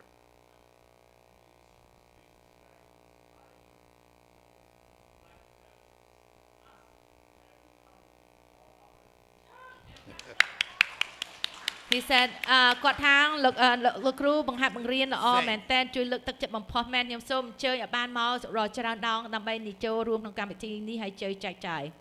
Thank you. Let me just talk. Thank you, Ray. A quick comment. 7 years ago, when you asked me, at that time I was the president of Asian Federation, to put together a group for women, we started it, and I never thought that you would grow into such a large group. And thank you for your leadership, and thank you for all that you had done. And one thing we would like for you to know, all the women of Cambodian United Methodist community, you have every right to go to Asian American language ministries to ask for financial assistance to have meeting like this. ខ្ញុំ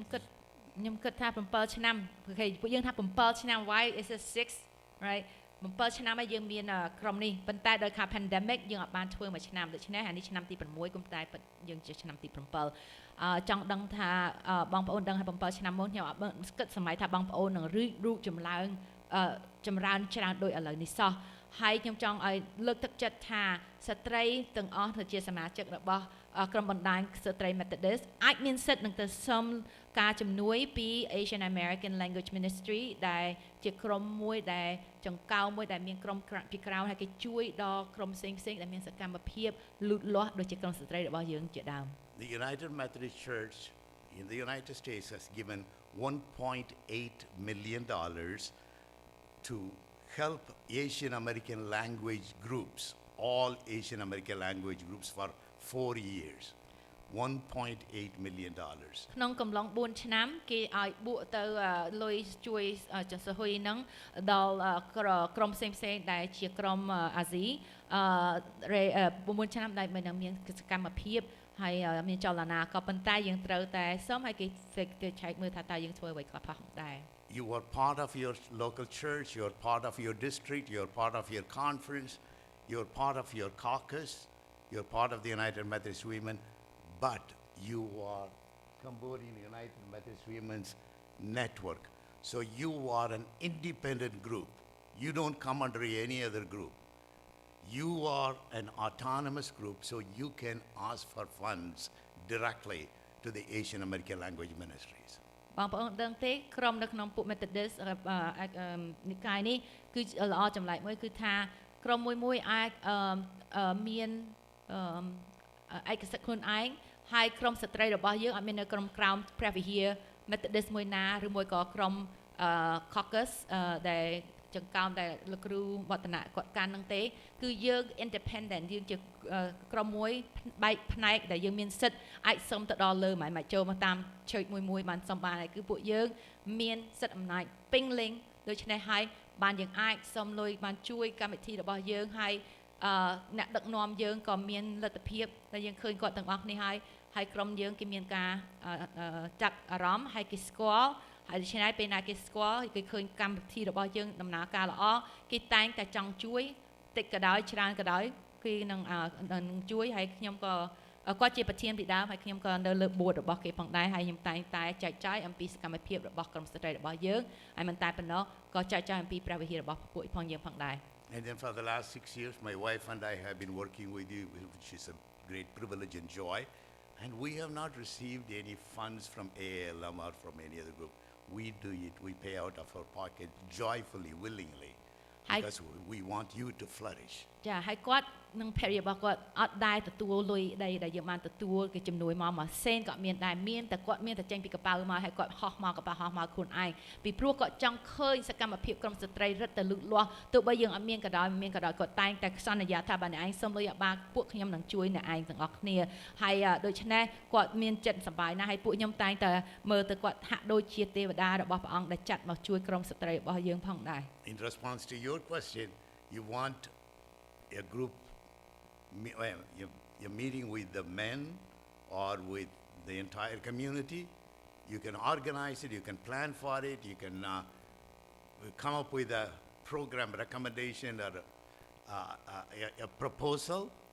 and you can contact the Asian American Language Ministries. You can contact me. I'll give you the contact number, address, and the application form that I can get from General Board of Global Ministries, the Asian American Language Ministries office. We can organize one. And let me know, I'll be back. ហើយគាត់លើកទឹកចិត្តថាក្រុមមួយបើចង់ធ្វើមានកម្មវិធីអីអាចដាក់សំណូមពរតាម application ហើយ ដូចជាក្រុមបរិយាក៏ដោយក្រុមទាំងអស់ក៏ដោយយើងអាចដាក់ទៅហើយគេនឹង review ហើយគាត់នឹងអាចជួយពីព្រោះយើងតែងតែមានការពិភាក្សាគ្នាខ្ញុំដឹងថាខ្ញុំតែងតែប្រាប់គាត់ថាសង្គមខ្មែរយើងត្រូវការមានការលូតលាស់ពីព្រោះយើងខ្មែរភាគច្រើនគេអត់សូវឲ្យតម្លៃមែនទេគេឲ្យតម្លៃសាសចិនឬមួយកូរ៉េអីប៉ុន្តែចំពោះខ្ញុំថាខ្មែរយើងព្រះអង្គស្រឡាញ់ជាងគេពីព្រោះយើងពិបាកជាងគេ I told them Cambodian people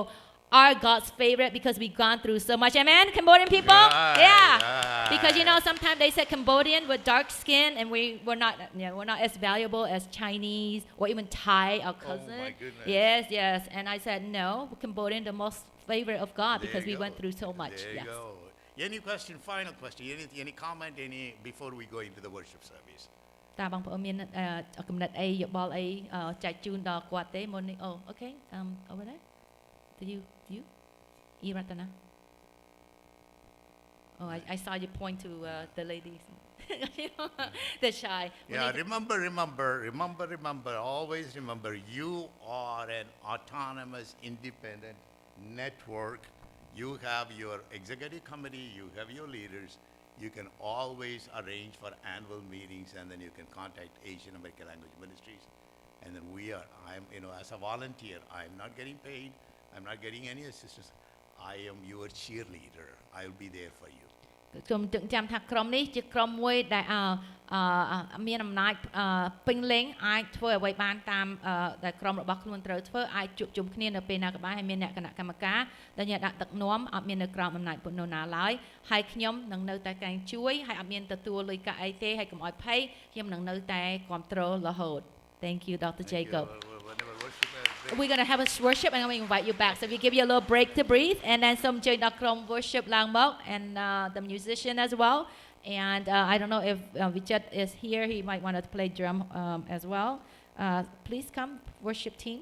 And some join the Krom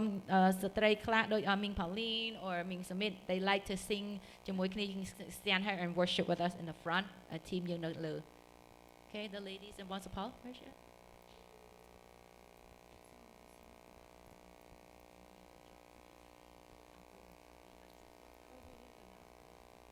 We are going to sing នៅកន្លែងនេះមានក្តីស្រឡាញ់មែនទេព្រោះកន្លែងមានការជ្រះស្អាតដោយសារព្រះបន្ទូលព្រះអង្គដោយសារព្រះវត្តមានរបស់ព្រះអង្គហើយយើងនឹងច្រៀងបទមួយទៀតដែលហើយមានតែជាប់នៅក្នុងសេចក្តីស្រឡាញ់របស់ទ្រង់បានយើងអាចធ្វើការរស់នៅដោយមានន័យល្អចា So ដូច្នេះសូមអ្នកនៅមុខទៀតហើយអ៊ីលីគុនឬអ៊ីចន្ទថាអាចចូលមុខច្រៀងមួយគេផងដែរ In the front with the team and just look at the screen.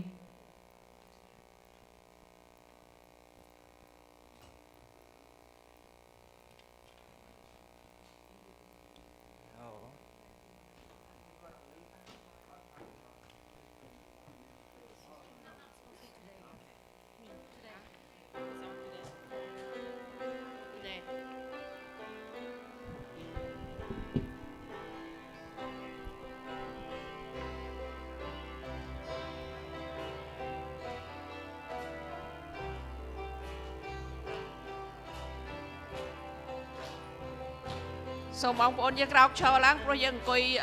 យូរដែរហើយនៅកន្លែងនេះមានក្តីស្រឡាញ់នៅកន្លែងនេះខ្ញុំបានជ្រះសាទនៅកន្លែងនេះខ្ញុំបានជាសាស្បាយសូមព្រះវិញ្ញាណទ្រង់Can you change that right there? ព្រោះនៅទីនេះមានជាកម្មសិនត្រង់សូមព្រះអង្គទ្រង់ដំណើរត្រង់ក្នុងចិត្តខ្ញុំបំពេញខ្ញុំ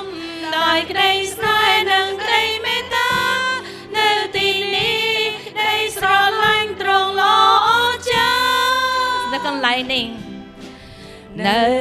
កន្លែងនេះមានក្តីស្រឡាញ់នៅកន្លែងនេះខ្ញុំបានជ្រះសាទនៅកន្លែងនេះខ្ញុំបានជាសាស្បាយសូ សូមព្រះវិញ្ញាណទ្រង់ហូរមកលើខ្ញុំព្រោះនៅទីនេះខ្ញុំជាកម្មសិនទ្រង់សូមព្រះអង្គសូមដំណើរទ្រង់ក្នុងចិត្តខ្ញុំបំពេញខ្ញុំដោយក្តីស្នេហ៍និងក្តីមេត្តានៅទីនេះក្តីស្រឡាញ់ទ្រង់ល្អចាស់ Amen. Hallelujah. In this place there is love. There is blessing and we have healing because of the Holy Spirit is moving among us. Amen. មានតែជាប់នៅក្នុងក្តីស្រឡាញ់ព្រះ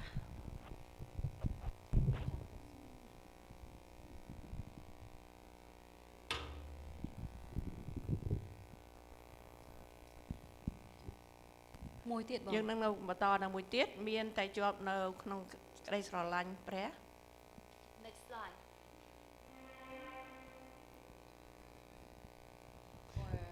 Oh actually អត់មានផង sorry អត់មានទេអត់មានទេ No, it's in it. It's our devotion song Keep going. yeah Go to the slide in the front. Do you have? oh right here Yeah, right there. ឃើញ មានតែ see. actually no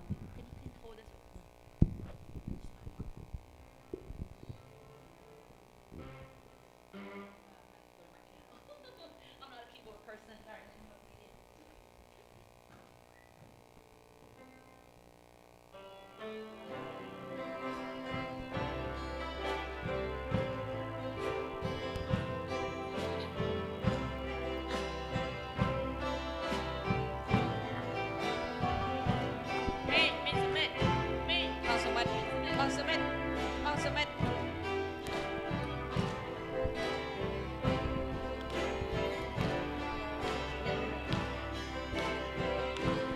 មានតែជាប់នៅក្នុងក្តីស្រឡាញ់ព្រះពេលមានផងខ្ញុំច្រៀងឡើងដោយអំណរនៅលើភ្នំក្តីសង្ឃឹមលើទឹកក្តីដីអំណរខ្ញុំថ្វាយក្តីស្រឡាញ់ទៅដល់ព្រះមានតែជាប់នៅក្នុងវត្តមានរបស់ព្រះវិញ្ញាណផងខ្ញុំសរសើរដោយអំណរនៅលើភ្នំនៃការហៅលើទឹកដីដ៏បរិសុទ្ធខ្ញុំថ្វាយបង្គំតែទៅដល់ព្រះក្រុមទាំងព្រះគុំតែទៅបានប្រទានខ្ញុំមិនអាចថ្លែងឲ្យបានវិញ្ញាណខ្ញុំចង់ដើរតាមព្រះអង្គដោយអំណរខ្ញុំថ្វាយជីវិតខ្ញុំទៅដល់ព្រះ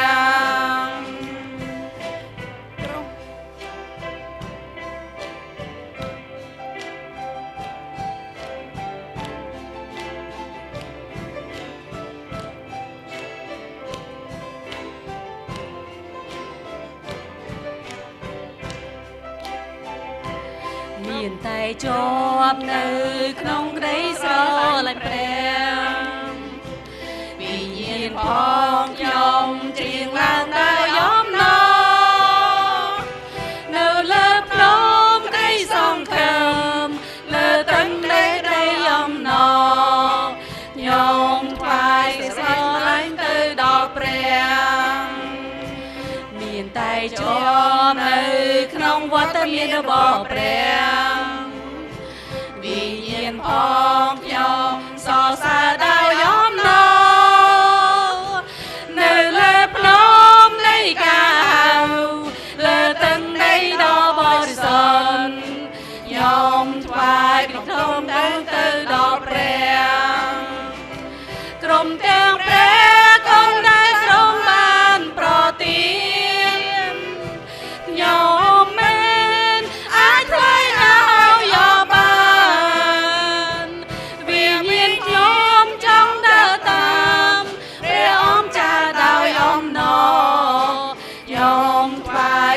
នខ្ញុំទៅដល់ព្រះសូមព្រះព្រះ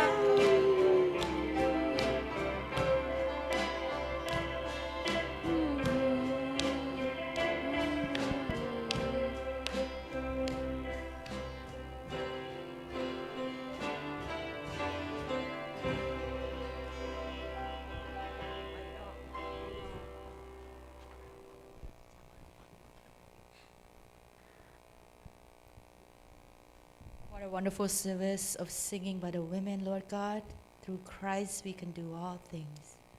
Through Christ we can sing all the lyrics with hope and joy. ព្រះអង្គអរគុណព្រះអង្គនៅព្រឹកនេះដែលក្រុមចម្រៀងបាននាំក្រុមជំនុំបានច្រៀងសរសើរកម្មព្រះអង្គហើយបានដឹងថាដោយសារព្រះគ្រីស្ទយើងអាចធ្វើអ្វីបានទាំងអស់ដោយសារទ្រង់ចម្រើនកម្លាំងដល់យើងហើយអរព្រគុណព្រះអង្គពាក្យដែលចម្រៀងដែលយើងដឹងថាមានតែជាប់នៅក្នុងសេចក្តីស្រឡាញ់របស់ព្រះហើយនោះហើយជាការសំខាន់ហើយការត្រាស់ហៅរបស់ព្រះអង្គឲ្យយើងមកជួបជុំគ្នានៅព្រឹកនេះអង្គម្ចាស់អើយគុណអរព្រគុណព្រះអង្គសូមថ្វាយសេរីល្អដល់ទ្រង់យើងបានឮថាព្រះអង្គចង់ឲ្យយើងដឹងថាតើយើងជានរណា Who are we Who are you ហើយកុំឲ្យយើងដូចចាបតែត្រូវបកស្បែកបករលុះនៅស្លាបនោះឡើយប៉ុន្តែឲ្យយើងបានគ្របបាំងដោយសេចក្តីស្រឡាញ់ហើយឲ្យយើងបានគ្របបាំងដោយការប្រោះលោះនៃព្រះអង្គពីព្រោះនៅទីនេះមានក្តីស្រឡាញ់នៅទីនេះមានការជាសះស្បើយដោយព្រះវិញ្ញាណទ្រង់កំពុងតែរេរាប៉ះពាល់ដល់ដួងចិត្តកុំម្នាក់ម្នាក់ដែលកំពុងខ្ទេចខ្ទាំជូរល្វីងសោះសង្រេងយ៉ាងណាក្តីសូមឲ្យព្រះហស្ថទ្រង់ប៉ះពាល់នៅទីនេះដែលយើងបានលឺតាំងពីម្សិលមិញរហូតដល់ថ្ងៃណាកូនម្នាក់ម្នាក់ទោះជាបរិសស្ត្រីក៏ដោយបានបង្កើតមកឲ្យចំតួអង្គរបស់ទ្រង់បរិសបាន have it easier នៅក្នុង community ដែលគេបានទទួលថាមនុស្សពេញលេញក៏ប៉ុន្តែស្ត្រី has so much mountains to climb ស្ត្រីបានមានការបង្ហាត់បង្រៀនតាមវប្បធម៌ដែលយើងរស់នៅថាយើងអត់មានកន្លែងនឹងឈរក៏ប៉ុន្តែក្នុងព្រះគម្ពីរបានបង្ហាញថាស្ត្រី Esther ព្រះអង្គបានប្រើជាស្ដេចស្រីដែលជាកូនកំព្រាសាសយូដា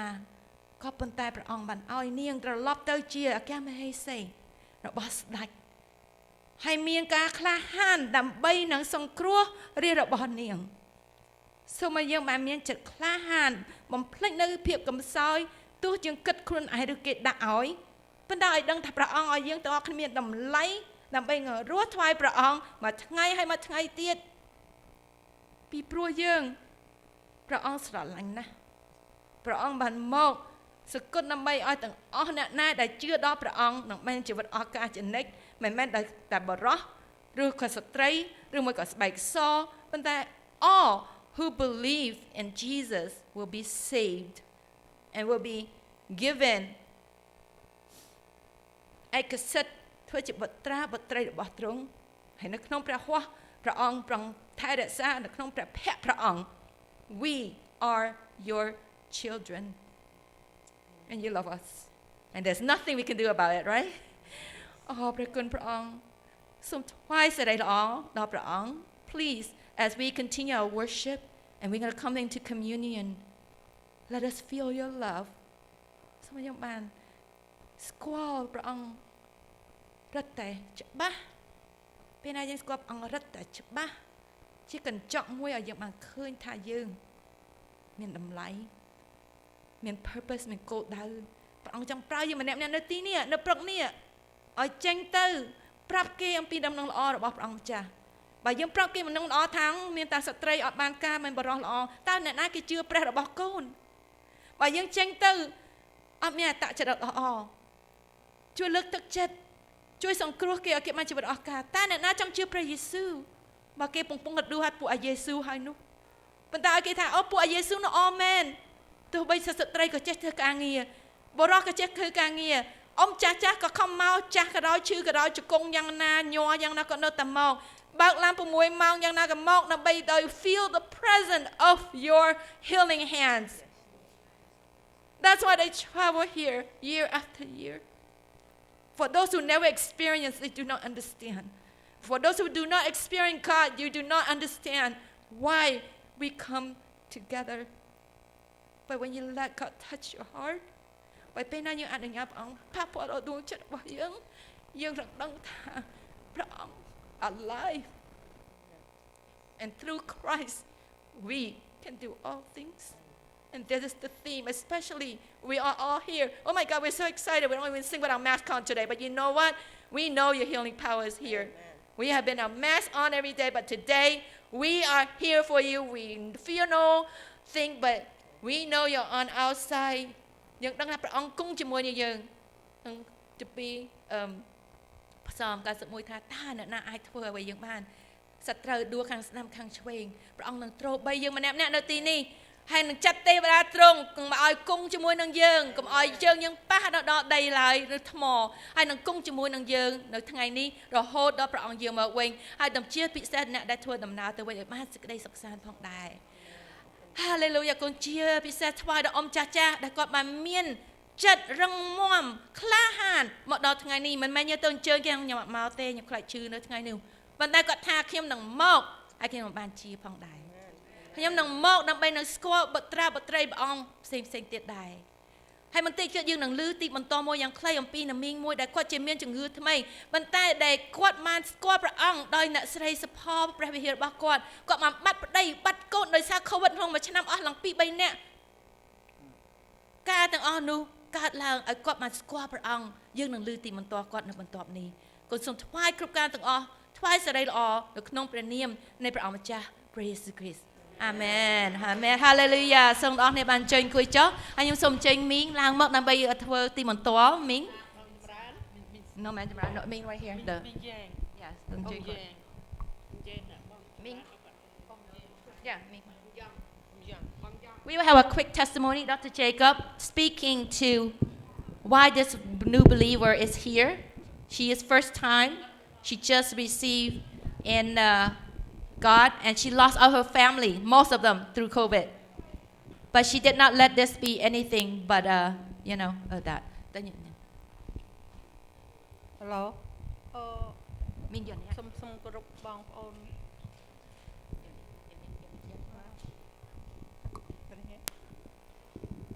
Hello. ខ្ញុំទៅមកខ្ញុំនោះថ្មីខ្ញុំទៅមកស្រុកខ្មែរខ្ញុំទៅចូលឥឡូវនេះខ្ញុំមកសប្បាយណាស់ប្តីខ្ញុំទៅស្លាប់ខែ8ថ្ងៃទី1ឥឡូវនេះព្រោះខ្ញុំអត់ដឹងថាខ្ញុំមកឆ្នាំប្រហែលខ្ញុំអត់ចាំភ្លេចខ្ញុំទៅមកស្រុកខ្មែរខ្ញុំទៅចូលឈើចបាន2ខែនេះឥឡូវខ្ញុំអត់ស្គាល់និយាយបានតាក់តិចច្រើនទេខ្ញុំសុំព្រះអង្គអនុគ្រោះព្រះអង្គគង់ក្នុងចិត្តខ្ញុំរំភើបណាស់ខ្ញុំមកហ្នឹងខ្ញុំព្រឺក្បាលខ្ញុំយប់ខ្ញុំមកឃើញអញ្ចឹងខ្ញុំคลิกអ្វីអស់ហើយពីកន្លែងដើមមកសប្បាយខ្ញុំចង់មកទៀតខ្ញុំសប្បាយណាស់ព្រះអង្គត្រៀបចំបានខ្ញុំល្អណាស់ពីដើមខ្ញុំកាន់ប្រពុតពេលឥឡូវខ្ញុំមកខ្ញុំកាន់ព្រះនាមព្រះយេស៊ូវគ្រីស្ទខ្ញុំដឹងច្បាស់ថានឹងហើយព្រះពិតអរគុណព្រះអង្គ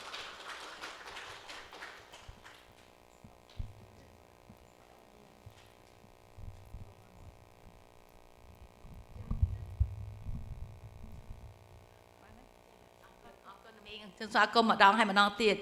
អរគុណព្រះអង្គយើងឃើញអ៊ំចាស់ចាស់មានការលើកទឹកចិត្តយ៉ាងមែនតែឥឡូវមីងចម្រើនមកម្ដងគាត់មានទីបន្ទាល់ផងដែរហើយគាត់មកគាត់មិនដែរដៃទេដឹងថាខ្ញុំចូលចិត្តញ៉ាំបុកហើយគាត់បុកទ្របនឹងឆ្ងាញ់នឹងឆ្នាំទី3ហើយទី4ហើយគាត់មកអត់ភ្លេចខ្ញុំទេអរគុណព្រះអង្គសូមបងប្រទានពរហើយឲ្យរឹតតែស្រស់ស្អាតហើយឲ្យមានកម្លាំងដួងផុសពីដួងចិត្តគំនិតផងដែរអាមែន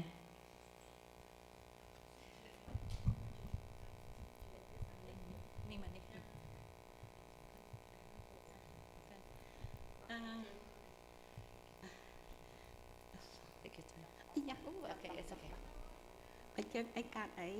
មកពីស្បែកជើង Okay ខ្ញុំជន់ចេញ Okay ចាំឲ្យខ្ញុំដោះសិន Okay ញ៉ាំអត់និយាយសិនណានិយាយឲ្យចាំនិយាយសិនខ្ញុំសូមជម្រាបសួរសិនណាចាខ្ញុំសូមជម្រាបសួរលោកគ្រូអ្នកគ្រូនឹងទាំងអស់នឹងបងនឹងអូននឹងក្មួយទាំងអស់គ្នាក្នុងក្តីស្រឡាញ់ថ្ងៃនេះខ្ញុំមាន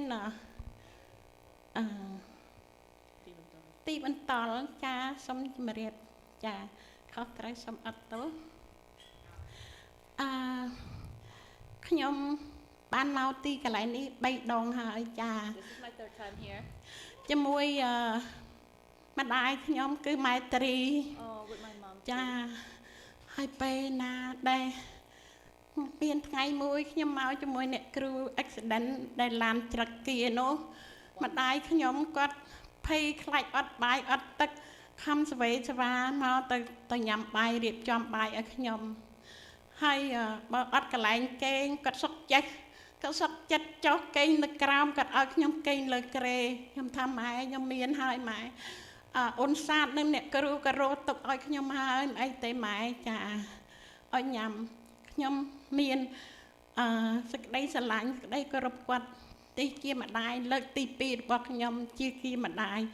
ដែលគាត់កប់គង់ដល់ខ្ញុំដែលខ្ញុំអាយុ65ខ្ញុំបានទទួលគាត់ជាម្ដាយនៅឈើMethodist លោកគ្រូគៀនពីមុនចា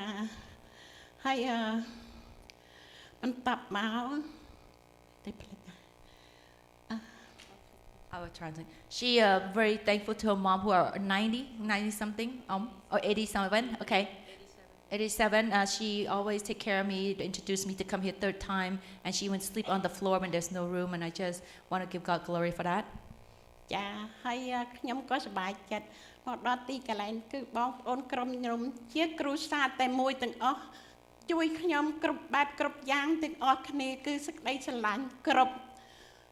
ឆើតទាំងអស់ដែលនៅទីកន្លែងនេះគឺស្រឡាញ់ខ្ញុំរាប់អានខ្ញុំស្រឡាញ់ទុកដូចជាគ្រូសាស្ត្រតែមួយចាហើយខ្ញុំមានសេចក្តីអំណរដែលលោកគ្រូគៀនគាត់បានធ្វើ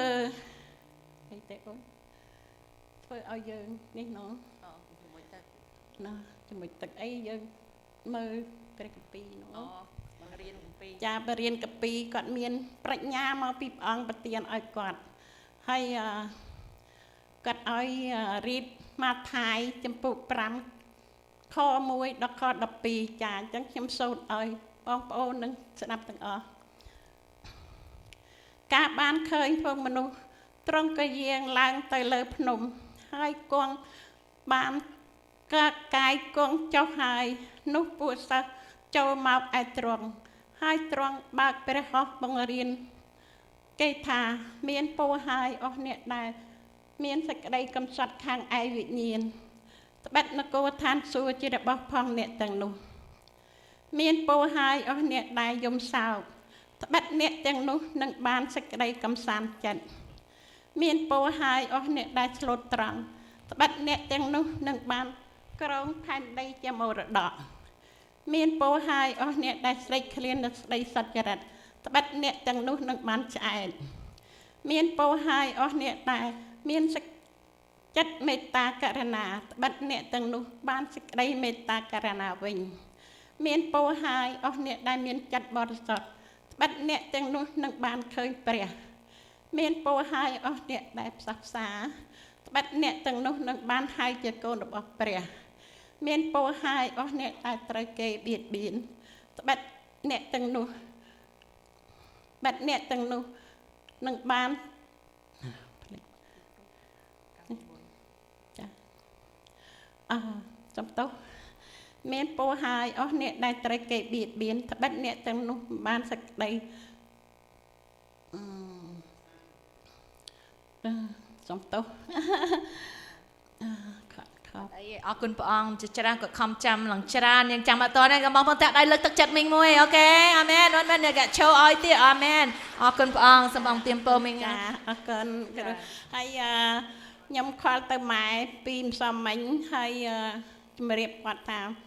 គាត់ម៉ែខ្ញុំច្រៀងហើយគាត់ថាច្រៀងបទអីខ្ញុំថាច្រៀងបទព្រះលោកគ្រូច័ន្ទជ្រាគាត់តែងហើយថាសូមព្រះអង្គប្រទានពរហើយជូនពរដល់អ្នកគ្រូឲ្យមានប្រាជ្ញាពីព្រះអង្គប្រទានអ្នកគ្រូឲ្យមានប្រាជ្ញាកាន់តែដោះឡើងចេះបង្រៀនគ្រប់ទាំងអស់នៃក្តីស្រឡាញ់អ្នកគ្រូសវណ្ណដែរចាគាត់អញ្ជើញចាអូខេចាអរគុណសូមប្រទានពរ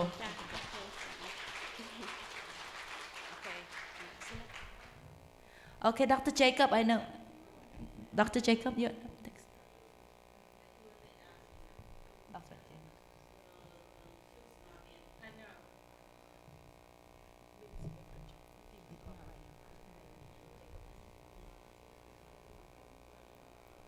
Nhưng nâng hai miền tìm một tòa tế bản ta Dr. Jacob got through riệp trăm làm bay từ chỉ có bà học từ New York. Everybody he's from New York. So after Dr. Jacob done, we introduced the different churches, but we're gonna let you now continue. Sermon. Yeah, sermon.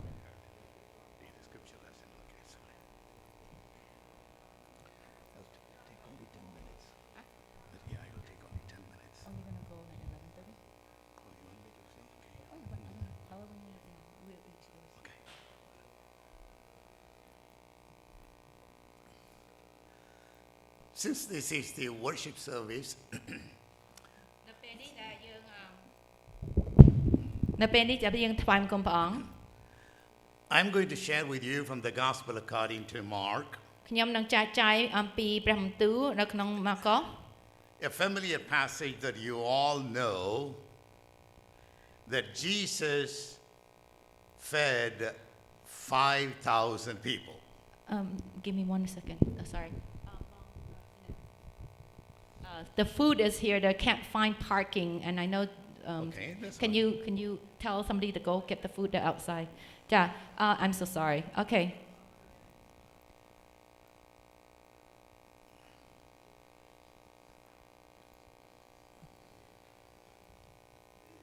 Okay, we're gonna start again. Sorry, Marco, right? Mark.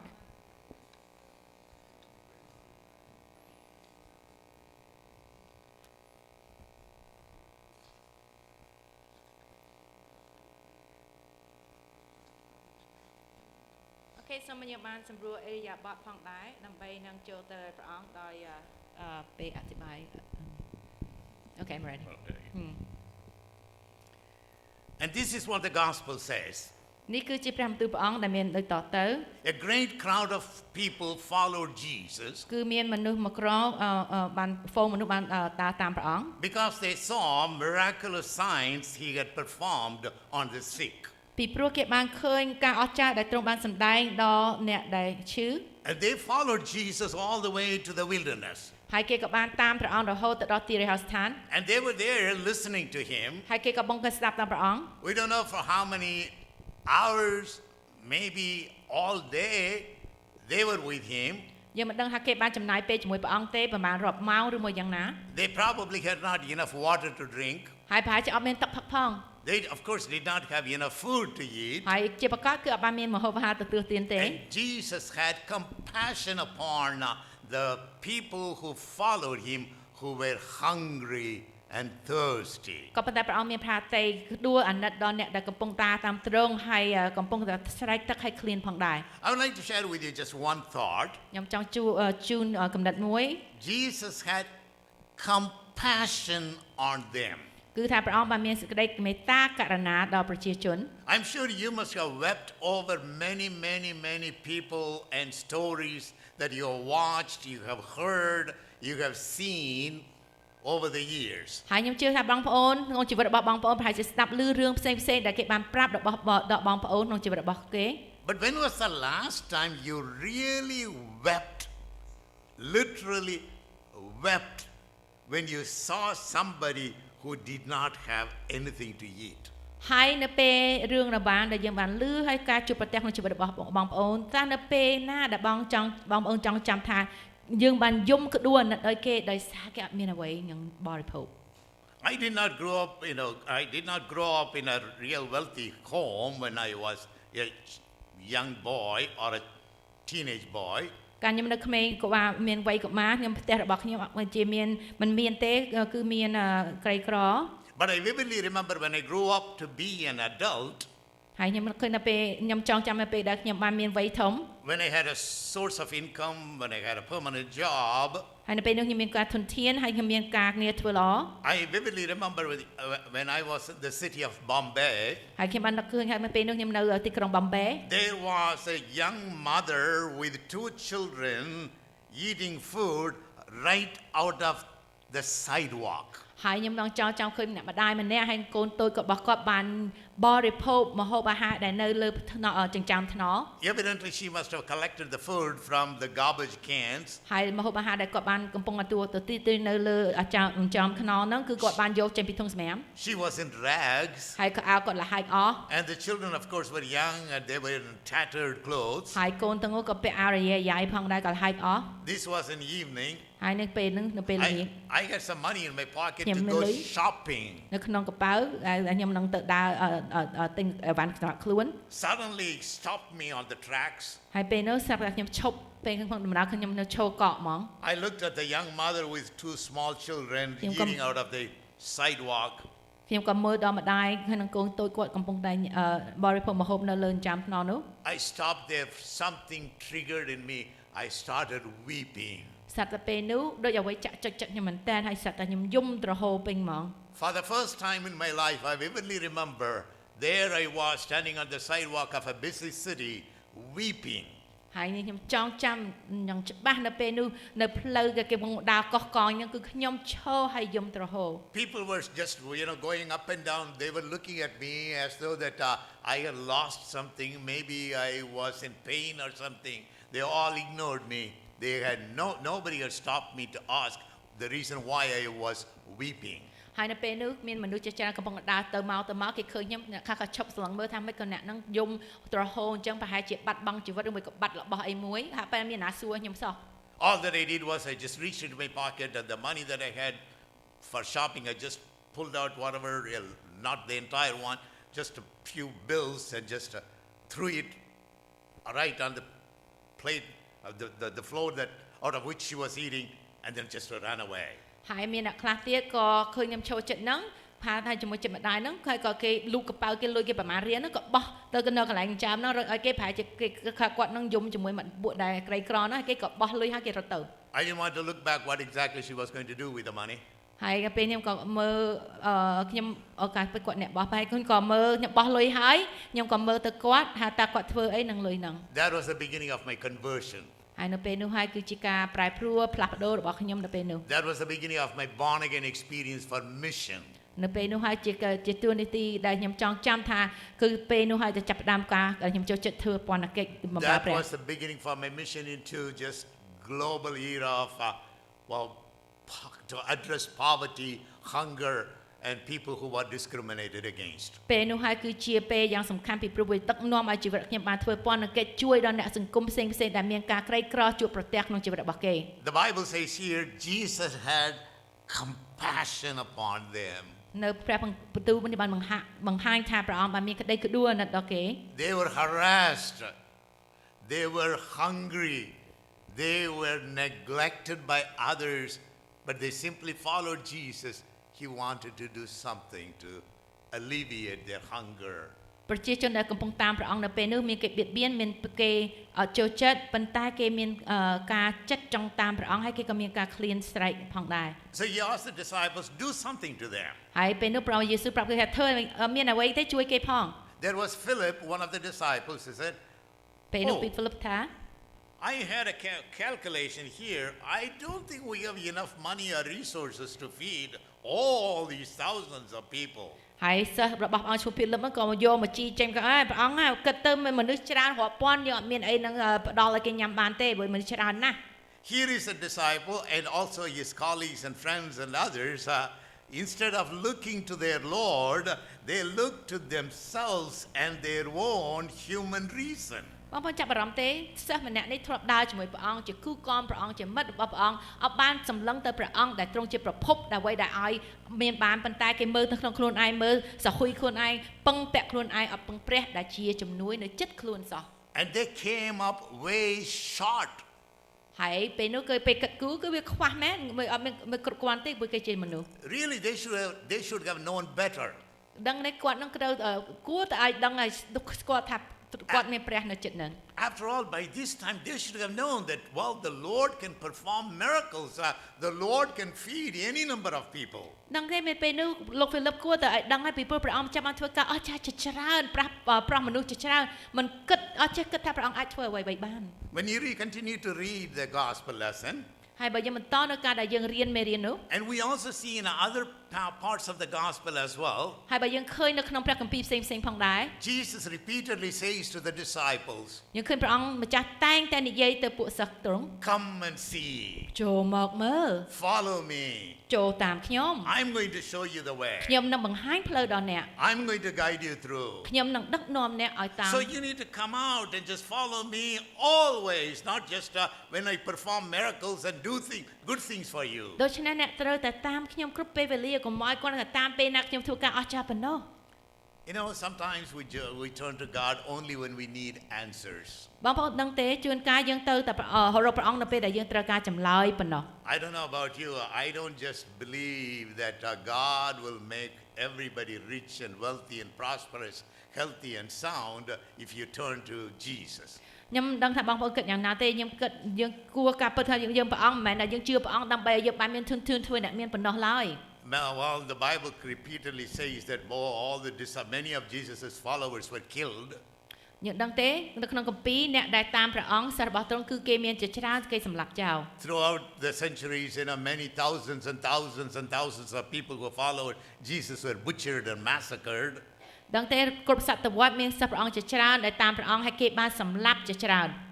Even in poverty and hunger, Jesus says, "Follow me." ទោះបីជាមានការក្រីក្រយ៉ាងណាក៏ដោយព្រះអង្គនៅតែថាចូលមកតាមខ្ញុំ You just follow me. អ្នកត្រូវតែគ្រាន់តែមកតាមខ្ញុំ And we see that even in other gospel lessons, Jesus said to Nathaniel, ហើយនៅក្នុងគម្ពីរផ្សេងៗក៏បាននិយាយហាក់ដូចជាទៅណាតានីយ៉ូ Andrew and Oh, other Andrew. disciples, just follow me. ចូលមកតាមខ្ញុំចូលមកតាមខ្ញុំ Jesus does not, say give the answer. All that he says, come and see and follow me. ព្រះអង្គមិនថាមកជាមួយខ្ញុំខ្ញុំឲ្យចម្លើយភ្លាមៗគឺថាព្រះអង្គថាមកតាមខ្ញុំហើយមកចាំរងមើល I don't know about you, there are times that we come to the end of a rope not knowing what exactly is going to happen to our future. ខ្ញុំមិនដឹងបងប្អូនទេប៉ុន្តែចំពោះខ្ញុំជួនណាយើងដើរទៅហាក់ដូចជាមកដល់ចុងផ្លូវប៉ុន្តែមិនដឹងថាទៅផ្លូវណាយ៉ាងណាកើតយ៉ាងណាក្នុងអនាគតនោះ We all have questions. យើងអរគ្នាយើងមានសំណួរ We don't have the answers. ប៉ុន្តែយើងមានចម្លើយឡើយ Jesus does not give us the answer right away. If somebody says that Jesus gives all the answers, well, in my understanding of the Bible, reading in many different languages, Hebrew, Greek, and other languages in which I have read the Bible, no, the Bible does not give us the answer. ចាអ្នកខ្លះគិតថាព្រះយេស៊ូវនឹងឲ្យផ្ដល់ចម្លើយភ្លាមៗទាំងអស់ប៉ុន្តែគឺបើយើងអានកាពីគ្រប់ភាសាផ្សេងគឺដាក់ថាអញ្ចឹងទេព្រះអង្គថាមកតាមខ្ញុំចូលមកតាមខ្ញុំ The Bible simply says that trust in the Lord and follow him. ហើយព្រះគម្ពីរតែងតែនិយាយចេះវិញគឺថាឲ្យទុកចិត្តលើព្រះ Trust in the Lord with all your heart and lean not on your understanding. សូមឲ្យយើងបានទុកចិត្តដល់លើព្រះកុំឲ្យគិតពឹងដល់ការអ្វីដែលយើងយល់ដឹងនោះឡើយ In all your ways acknowledge your God and your God will make your path straight. នៅគ្រប់ទាំងផ្លូវរបស់បងប្អូនត្រូវតែគោរពដល់ព្រះហើយព្រះអង្គនឹងរៀបចំតម្រង់ផ្លូវរបស់លោកអ្នក I wonder if you have ever said to yourself, ហើយខ្ញុំមិនដឹងថាបងប្អូនដែរនិយាយទៅខ្លួនដូច្នេះទេ Lord, I am weary. អូព្រះអង្គហើយខ្ញុំអស់កម្លាំងហើយ I am អូខ្ញុំ tired. អស់កម្លាំងមែនទែន I feel so much pressure. ខ្ញុំដូចជាមានការគៀតសម្ពាធខ្លាំងណាស់ I don't know how much longer I can take this. អូព្រះអង្គខ្ញុំមិនដឹងទ្រាំដល់ណាទៀតទេ Jesus says, ព្រះអង្គមានបន្ទូលថា come with me. ចូលមកជាមួយនឹងខ្ញុំ Sit with me. អង្គុយជាមួយខ្ញុំ You remember the passage that we all have memorized in Sunday school? បងប្អូនចង់ចាំខគម្ពីរមួយដែលយើងតែងតែរៀននៅគម្ពីរ Sunday School ថ្ងៃអាទិត្យណា Come to me all you who are weary and burdened and I will give you rest. អស់អ្នកនឿយព្រួយហើយទុក្ខធ្ងន់អើយចូលមកឲ្យខ្ញុំនឹងឲ្យអ្នករាល់គ្នាឈប់សម្រាក Take my yoke upon you. ចូលទទួលនឹមខ្ញុំ Learn from me, រៀននឹងខ្ញុំចុះ for I am gentle. បិទខ្ញុំស្លូត I am humble, មានចិត្តសុភាព and I will be in your heart in your life, ហើយខ្ញុំនឹងគង់ជាមួយនឹងអ្នកក្នុងដួងចិត្តហើយក្នុងជីវិត and you will find rest in your souls. ហើយអ្នករាល់គ្នានឹងបានសេចក្តីសម្រាកដល់ព្រលឹង Let me give you a story here. ខ្ញុំឲ្យរឿងមួយទៀត I know many of you sitting here are mothers and fathers, maybe grandparents and others. ខ្ញុំដឹងថានៅកន្លែងនេះអ្នកខ្លះជាម្ដាយជាដូនឬមួយជាតា Well, my wife and I have gone through so much tragedies in life. បងប្អូនដឹងទេខ្ញុំនិងភរិយាខ្ញុំតែងបានឆ្លងកាត់ការពិបាកជាច្រើនក្នុងជីវិត Now, I would like to give a proposition. ឥឡូវខ្ញុំចង់ឲ្យបងប្អូនគិតរឿងដូចនេះមួយខ្ញុំ How many of you have children that are 12 and under? តើមាននរណាមានអាយុ Children 12 and ឆ្នាំកូនមានអាយុ grandchildren. 12ឬមួយក្រោមអាយុ12លើកដៃ Children, grandchildren, or ឬមួយក៏ជីដូ in your family? ចៅអាយុ12ឆ្នាំ Oh, okay, I see many hands. ខ្ញុំឃើញដៃច្រើនខ្ញុំឃើញដៃច្រើនអរ Here គុ is ណ my proposition. ណែគឺខ្ញុំចង់និយាយទៅឆ្នាំ If I give you បើខ្ញុំឲ្យអ្នក my car, បើខ្ញុំឲ្យអ្នកឯងឡាន car right my house, ផ្ទះ and $100,000, ហើយ100,000ឬមួយក៏10,000 would you give one of your grandchildren to me? បដូរចៅឬមួយកូនមកខ្ញុំទេ Will, No not there No will you sell your child to me, please? សុំលក់កូនអ្នកឯងចៅអ្នកឯងមកខ្ញុំខ្ញុំឲ្យផ្ទះឡានឲ្យមក10,000ណោះ I will raise your grandchild in a very nice home. ខ្ញុំនឹងចិញ្ចឹមកូននោះឬមួយចៅនោះក្នុងផ្ទះមួយយ៉ាងស្អាត I'll give you good house, ហើយខ្ញុំឲ្យផ្ទះគាត់នឹងនៅឡើងល្អប្រ good សើរ education, ហើយឲ្យរៀនសូត្រល្អទៀត good food, ម្ហូបអាហារឆ្ងាញ់មែន good clothing, Good what good clothing. clothing សម្លៀកបំពាក់យ៉ាងស្អាត Okay, what is the price that you set for your grandchild anyway? Oh, Our which- child anyway. ចាដូច្នេះបើហាតម្លៃខ្ញុំប៉ុណ្ណឹងអត់បានទេតើបងប្អូនចង់ដាក់តម្លៃប៉ុណ្ណាឲ្យកូននោះចៅនោះមកលក់ឲ្យខ្ញុំអសុកចិត្តលក់តម្លៃប៉ុន្មាន Anybody? មានពីណាដេញថ្លៃទេ No កាទៀវ John so I need to take two of your children to be with you I need girls so you know he said he'll train is just jokingly with for noodles You know, probably you can watch the movie Dr. Shivago. បាទបងប្អូនខ្លះមើលកុន Dr. Chicago Every time, it's an old classic មាន movie. រឿងមួយរឿងនេះកុនគឺយូរហើយប៉ុន្តែលយគេតែងតែមើល Every time I watch the movie, I watched it many times. Of course, it was from a book, Dr. Shivago. សភៅគេមានសភៅមួយហើយគេធ្វើជាកុនដែលឈ្មោះ Dr. Chicago ហ្នឹង And when the movie just moves along during the time of revolution in Russia, ហើយគេបង្ហាញពីការពេលវេលាមួយនៅក្នុងស្រុករុស្ស៊ី people were running around, the cities were burning. មនុស្សកំពុងតែរត់ប្រជែង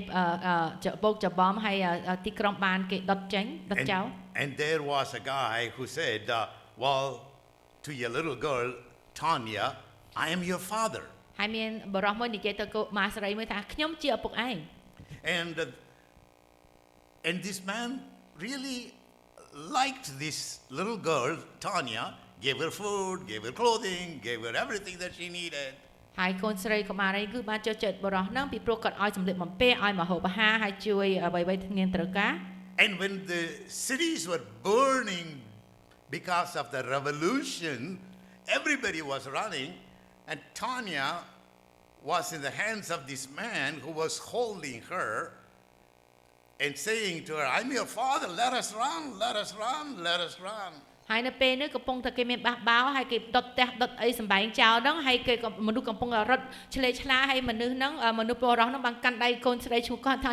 តោះយើងទៅយើងកូនតោះយើងទៅ When the fire was intense, when the crowds were all over the town, at one point, he couldn't hold the little Tanya. ក៏ប៉ុន្តែរូបភាពគាត់នោះបានបង្ហាញនៅភ្លើងហិតតែឆេះខ្លាំងហើយចង់ឲ្យមនុស្សរត់ទៅប៉ុន្តែនៅពេលនោះមួយគាត់អាចកាន់ដៃកូនស្ត្រីនោះមួយកុមារីនោះទៀតបានឡើយ And let her go. ហើយគាត់ក៏លបោតដៃពីនាងទៅ And then, miraculously, little Tanya survived. ហើយមានការអស្ចារ្យមួយនៅពេលនោះកុមារីថានាងក៏បានស្លាប់បានរស់ And one of the comrade general finally took care of some of those little children who were abandoned. ហើយក៏មាននាយមេទាហានមួយបានមានឱកាសដើម្បីនឹងជួយកុមារីដែលរស់ពីរួចពីភ្លើងហ្នឹងទៅយកទៅចិញ្ចឹម At the end of the movie, you can almost watch this. ហើយយើងដឹងថានៅចុងនៅភាពខ្សែភាពយន្តនោះគឺមានឆាកដូចនេះ The comrade general is now talking with Tanya. ហើយមេនាយទាហានក៏បាននិយាយជាមួយកុមារីថាញា He asked her, Tanya, គាត់បានសួរគាត់ថាញា how did you come to be lost? ហើយដើម្បីបាននាងបានមកវិញ She replies, នាងបានឆ្លើយថា I was just lost. ខ្ញុំមិនដឹងដែរខ្ញុំបានគាត់អត់ដឹងថាខ្លួនឯងវិញ He asked again, គាត់ក៏សួរម្ដងទៀត now, how did you come to be lost? តែកុមារីថាញាអើយ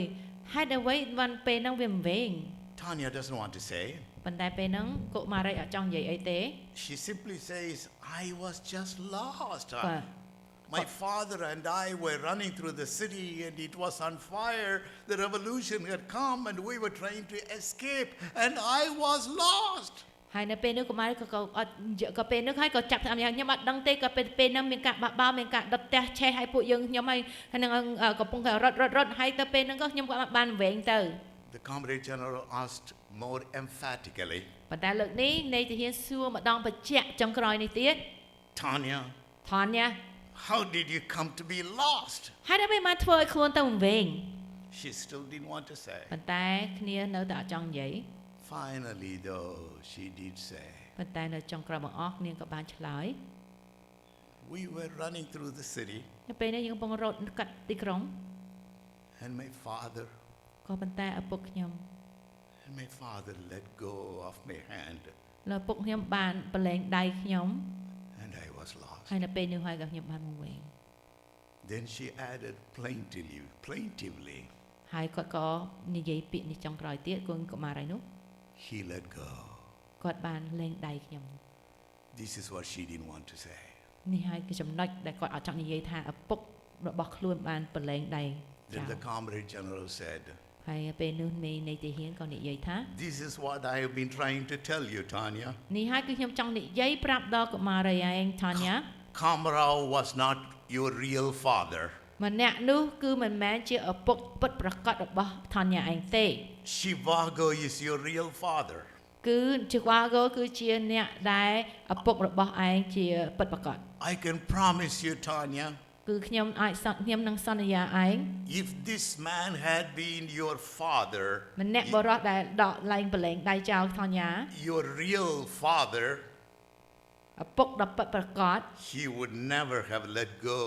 of your hand. គឺឪពុកដែលពិតប្រាកដនឹងមិនដែលលែងដៃកូនចោលឡើយ That is the difference between Jesus and the other promises that we come to see. បងប្អូននេះជាចំណុចសំខាន់ហើយចម្លែកផ្លាស់ដែលព្រះយេស៊ូវនឹងតួបុគ្គលដទៃទៀតដែលពេលណាទ្រង់សន្យាໄว้ជាមួយព្រះអង្គនឹងមិនលែងឡើយ The disciples simply wanted to feed them. ដឹងទេពួកសិស្សគ្រាន់តែចង់ឲ្យម្ហូបអាហារដល់មនុស្ស They just wanted to go through the routine. គេគ្រាន់តែធ្វើឲ្យតែបាន And Jesus says here, he got compassion on them and said, let us feed them. ក៏ប៉ុន្តែព្រះយេស៊ូវបាននិយាយមានបន្ទូលថាគាត់ព្រះអង្គផ្លាយពីពួកនោះដោយព្រះអង្គមានក្ដួលក្តីអាណិតមេត្តាករុណាហើយចង់ឲ្យគេបានចំអែតផងដែរ I wonder if you feel sometimes very lonely. បងប្អូនហើយតើបងប្អូនមានពេលខ្លះចាប់អារម្មណ៍ថាខ្លួនឯងមានការអាយកាឬទេ Do you say to the Lord, Lord, តើបងប្អូន so lonely. ដែលនិយាយទៅព្រះអង្គអើយកូនមានការអាយកាណាស់ I don't feel your presence in my life. ខ្ញុំហាក់ដូចជាអត់មានដឹងថាប្រវត្តិមានព្រះអង្គគង់ជាមួយ I ជីវិត cry, I ខ្ញុំយំ weep. ខ្ញុំសោក I don't feel you. ខ្ញុំអត់មានការអារម្មណ៍ថាព្រះអង្គនៅចិត្តសោះ Christian experience is not all about feeling. បងប្អូនហើយការជំនឿក្នុងព្រះគ្រីស្ទមិនមែនពឹងពាក់ទៅលើអារម្មណ៍ឡើយ It is not all about emotion. មិនមែនការដែលយើងគិតអញ្ចេះគិតអញ្ចោះ It is not even about conviction. ក៏មិនមែនថាអូដូចដឹងហៅដឹងចេះចោះឡើយ It is all about commitment. ក៏ប៉ុន្តែជីវិតអ្នកគ្រីស្ទានគឺទៅការបដិញ្ញា The inner being, គឺខ្លួនរបស់យើងខាងក្នុង the compass, the inner anchor that drives you. គឺអចត្រៃវិស័យដែល compass នឹងជានៅខាងក្នុងយើងវាត្រូវឲ្យមានការនោះជាអ្នកដឹកនាំយើង To go in the right direction. ដើម្បីឲ្យទៅតាមផ្លូវដ៏ត្រឹម To ត្រូវ live a stable and constant life. ដើម្បីនឹងឲ្យយើងមានជីវិតដែលនឹងណូ Jesus had compassion upon them. ព្រះយេស៊ូវមានក្តីមេត្តាករុណាដល់ប្រជាជន Let me give you a couple of simple illustrations and conclude the sermon for this morning because I don't want to spend more time in expounding the scripture passage. ខ្ញុំនឹងឲ្យឧទាហរណ៍មួយពីរទៀតមុននឹងយើងបញ្ចប់ហើយខ្ញុំអត់ចង់យើងចង់ឲ្យច្រើនលុះលុនទេ You know, Jesus says here, ព្រះយេស៊ូវមានបន្ទូលនៅកន្លែងនេះ come and see. ចូលមកមើល When was the last time you have given Jesus an opportunity? Lord, I have come to my wit's end. I have no hope. You are my ultimate end. So I completely surrender myself. បងប្អូននៅពេលគិតមើលតើនៅពេលចំណុចពេលណាមួយដែលបងប្អូនបាននិយាយទៅព្រះអង្គហើយកូនអស់ផ្លូវហើយព្រះអង្គហើយកូនបកលឲ្យໄວៗដល់ព្រះអង្គទាំងអស់ហើយសូមព្រះអង្គជួយកូនផងតើបងប្អូនបាននឹកចាំនៅពេលវេលាណាទេដែលបងប្អូនបាននិយាយពាក្យអស់ហ្នឹងទៅព្រះអង្គ Jesus says, simply follow me. ហើយព្រះអង្គនៅពេលនេះបើថាអញ្ចឹងព្រះអង្គនិយាយនៅពេលថា No rules, មកអត់មានច្បាប់អី no entrance tests, អត់មានការប្រឡងអីឲ្យចូលមកទេ no hierarchies, អត់មានវណ្ណៈឡើងខ្ពស់ឡើងទាបដែលត្រូវធ្វើមុននឹងចូលទៅព្រះអង្គឡើយ but simply follow. ប៉ុន្តែគ្រាន់តែមកតាមព្រះអង្គ Go where I go, ទៅជាមួយនឹងពេលព្រះអង្គទៅ do what I do, ធ្វើអ្វីដែលព្រះអង្គធ្វើ love whom I love, ស្រឡាញ់អ្នកណាដែលព្រះអង្គស្រឡាញ់ feed, សូមឲ្យយើងបានឲ្យគេបានមានការបរិភោគប្រោះលួស reconcile, ជួយឲ្យមានការសាសសា transform. ផ្លាស់ប្ដូរ That is discipleship. នេះហើយគឺជាការបណ្ដុះបណ្ដាលពួកសិស្ស You know, if your Christian life is not displayed through your character, what is the reason in holding on to our Christian faith? បងប្អូនបើក្តីជំនឿជាអ្នកគ្រីស្ទានអត់មានការឆ្លោះបញ្ចាំងបង្ហាញដល់អ្នកដទៃឲ្យការផ្លាស់ប្ដូរនៅក្តីជំនឿជាគួរដែលរស់នៅជាអ្នកគ្រីស្ទានការមានអត្តន័យអីយើងដាក់ឈ្មោះយើងជាគ្រីស្ទានធ្វើអី It is an empty shell. គឺគ្រាន់តែហាក់ដូចជាសម្បកទទេប៉ុណ្ណោះ During the Great Depression, នៅពេលមួយនៅក្នុងប្រវត្តិសាស្ត្រគឺគេហៅការដែលខ្វះខាតមែនទែន well, it happened in the past century anyway. ការសវត្តអានោះវាកើតឡើងមកសតវត្សកន្លងទៅហើយ During the Great Depression, នៅពេលដែលគេហៅការខ្វះខាតដ៏ធំនោះ at that time, the future king of England, នៅពេលនោះស្ដេចរបស់អង់គ្លេស Edward VIII, said Edward ទី8 he wanted to visit Wales. គាត់បានចង់ទៅមើលស្រុកមួយឈ្មោះ Wales He wanted to see firsthand as a king the incredible misery of the coal miners. គាត់ចង់ទៅមើលផ្ទាល់ភ្នែកការទុក្ខលំបាករបស់អ្នកដែលធ្វើការនៅក្នុងកន្លែងធ្យូង And he went to see the coal miners and their faces showed the hardship of their lot. នៅពេលទ្រង់បានជាងទៅ Wales ហ្នឹងក៏ឃើញទឹកមុខអ្នកដែលធ្វើការនៅកន្លែងធ្យូងនោះគឺមានការពិបាកដែលមើលទៅមុខគេឃើញថាគេមានការពិបាកមែន The struggle to survive ការប្រឈមមុខដើម្បីនឹងរស់នៅ and yet also their unshakable faith. ហើយនៅពេលនេះគាត់ក៏ឃើញជំនឿដ៏រឹងមាំរបស់គេដែលមិនអាចរង្គើផងបាន And so the king addressed the miners. ហើយនៅពេលនោះស្ដេចក៏បាននិយាយទៅអ្នកដែលមានបលៈ And ធ្យូង this នោះ was during the time of depression. ហើយនៅពេលនេះគឺពេលដែលមានការទុក្ខលំបាកយ៉ាងខ្លាំងខ្វះខាត And when they listened to the king talking to them, ហើយនៅពេលនោះកំពុងតែគេស្ដាប់ដល់ស្ដេចកំពុងតែមានបន្ទូលទៅគេ spontaneously all the miners began to sing in unison. ហើយនៅពេលនោះមកផ្លេចនោះអ្នកធ្វើការនៅកន្លែងខ្ជូងទាំងប្រមាណក៏នាំគ្នាស្រស់ចិត្តច្រៀងជាមួយគ្នាមួយរំពង You know the song, Guide me, O great thou Jehovah. តើបងប្អូនដឹងបទមួយដែលថាអូសូមឲ្យដឹកនាំខ្ញុំព្រះយេហូវ៉ាដ៏អស្ចារ្យធំអស្ចារ្យ The miners were in tears. ហើយនៅពេលនោះអ្នកខ្ជូងទាំងប្រមាណ The ក៏មានយំ king was in tears. ហើយស្ដេចក៏មានព្រះ During នេត the ពេញភ្នែ time ក of depression when they had nothing to eat, nothing to live for, they had their unshakable foundation. នៅពេលនេះទោះបីជាគេឆ្លងកាត់ក្នុងជីវិតការខ្វះខាតដ៏ធំមែនតែគេមានជំនឿមួយដែលមិនចេះរង្គើដែលគេមាន The rocky foundation, ហើយគឺជាគ្រឹះមួយដែលគេមាននៅពេលនោះ the ដែលមិនអាច stable foundation, ដែលមិនអាចនឹងរង្គើហើយគឺការនឹងណូល្អ that their house is built on Jesus Christ. គឺជាជំនឿរបស់គេដែលបានសង់នៅលើគ្រឹះដែលជាព្រះអង្គសង្គ្រោះគឺព្រះយេស៊ូវគ្រីស្ទ In a few minutes we are going to go into the Holy Communion service. នៅបន្តិចទៀតយើងនឹងចូលទៅទទួលបុណ្យជាមួយបុណ្យនំប៉័ង Jesus said to the disciples, ព្រះអង្គបានមានបន្ទូលទៅសិស្សរបស់ទ្រង់ feed them. ចូលឲ្យគេបានបរិភោគ Just look at mentally imagine and look at the picture. 5,000 people at least. សូមបងប្អូនគិតស្រមៃដឹងទេនៅពេលព្រះអង្គមានបន្ទូលទៅមនុស្ស 5,000 4,000 អ្នកហាចូលឲ្យគេបរិភោគនោះ Can you imagine the makeup of that 5,000 people? តើបងប្អូនឃើញមុខមួយៗនៅក្នុងមនុស្សក្នុងចំនួនរាប់ពាន់នោះមានមុខយ៉ាងណា Men, women, បរិសុទ្ធស្ត្រី people from many racial backgrounds. គឺមនុស្សដែលមកពីសាសផ្សេងៗឬមួយក៏មកពីហ្នឹងហើយជនជាតិស្បែកផ្សេងៗ People speaking many languages. គឺមនុស្សដែលនិយាយភាសាដទៃ People in many different colors of dresses and suits. ហើយប្រហែលគេស្លៀកបំពាក់ពណ៌ខុសៗគ្នា Jesus said to the disciples,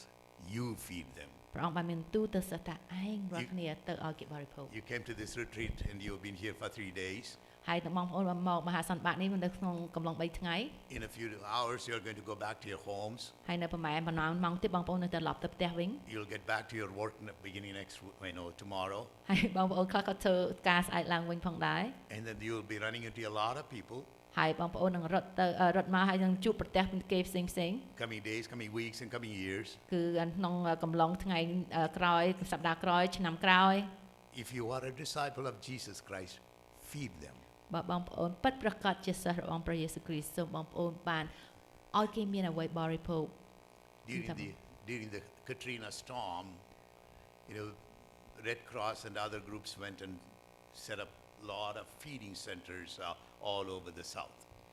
នៅពេលចាំនៅពេលមានខ្យល់ព្យុះមួយឈ្មោះ Katrina មាន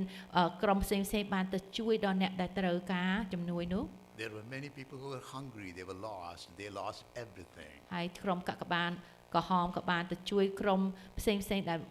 មានការស្រេកឃ្លានហើយការវង្វេងដោយសារបាត់បង់ផ្ទះឬអត់ហើយអត់មានផ្ទះនៅដោយសារខ្យល់ព្យុះនោះ And there were some homes and some neighborhoods were not affected and they were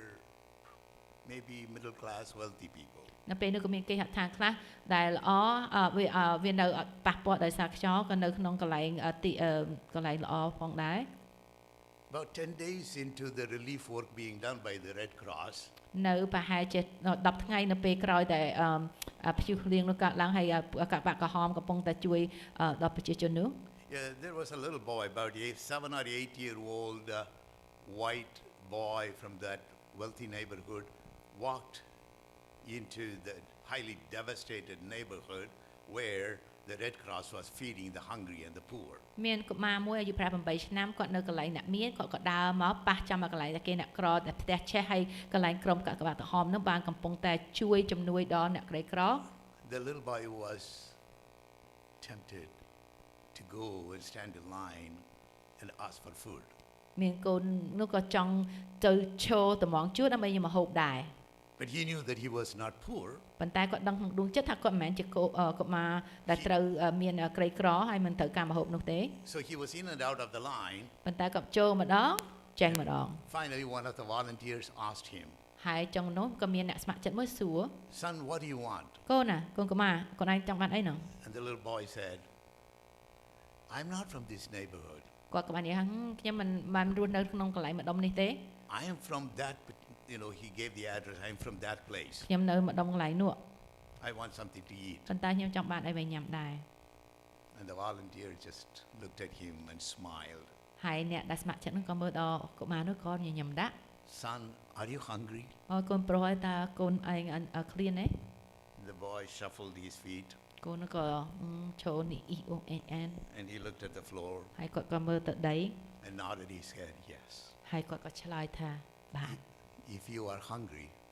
បើបងប្អូនមានការត្រេកឃ្លាន come with me. ចូលមកឲ្យខ្ញុំ Because the motto of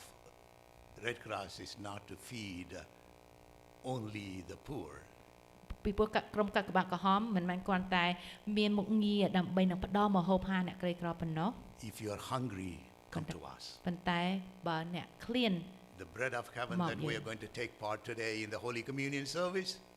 ហើយនំប៉័ងហើយនឹងទឹកកន្ទំជូរដែលយើងនឹងទទួលនៅពេលបន្តិចទៀតនេះ If you are hungry in your soul បើយើងមានការការចិត្តគ្នាក្នុងព្រលឹងរបស់យើង If you are hungry in your heart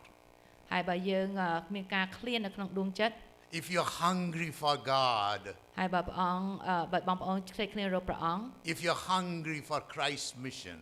បើយើងមានការស្រេកឃ្លានសម្រាប់ពន្ធកិច្ចរបស់ព្រះអង្គ come to the table. ជួយយើងបានមកតុព្រះអង្គដែលយើងនឹងទទួលតុ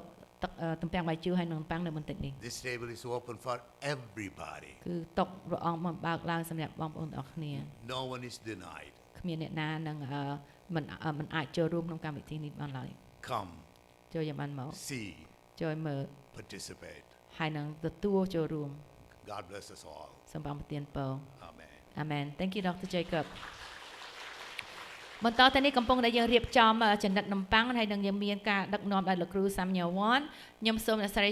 សមុទ្របានឡើងមកដើម្បីចែកចាយព្រះបន្ទូលព្រះអង្គចែកចាយទីបន្ទាប់បន្តិចដើម្បីនឹងយើងនឹងរៀបចំដើម្បីនឹងទទួលចំណិតនំប៉័ងហើយទំពាំងបាយជូរហើយខ្ញុំដោយសូមជើញអ្នកស្រីសមុទ្រដែលមានទីបន្ទាល់ដល់ក្រុមជំនុំរបស់យើងហើយបន្ទាប់នោះក៏យើងសូមអញ្ជើញ អរគុណអ្នកគ្រូមុនដំបូងខ្ញុំមុននឹងខ្ញុំធ្វើទីបន្ទាល់ខ្ញុំសូម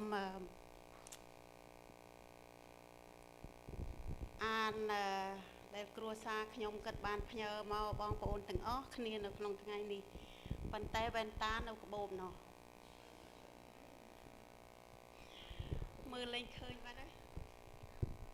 ប៉ុន្តែមើលត្រួសហើយបើខុសខ្លះហើយសូមព្រះអង្គលើកទោសឲ្យខ្ញុំផងជំរាបសួរដល់ម៉ាក់សូមជំរាបសួរមកដល់បងប្អូនទាំងអស់គ្នាចែកខ្ញុំបាទផងនៅឯផ្ទះថាខ្ញុំបាទនៅឯនាយសមុទ្រសូមជំរាបសួរនិងសួរសុខទុក្ខដល់អ្នកទាំងអស់គ្នាដោយសេចក្តីគោរពពីចម្ងាយហើយនឹងសូមព្រះប្រទានពរឲ្យបានជួបតែសេចក្តីអំណរទាំងអស់គ្នានឹងមានសេចក្តីសុខភាពល្អទាំងអស់គ្នាទៅឲ្យភ្នែកខ្ញុំទៅមែនទេណាក្នុងព្រះគុណព្រះយេស៊ូវជាព្រះជាម្ចាស់នៃយើងទាំងអស់គ្នានៅអាមែនពីខ្ញុំបាទគៀនស្រីអរគុណចាប់បាត់ហើយ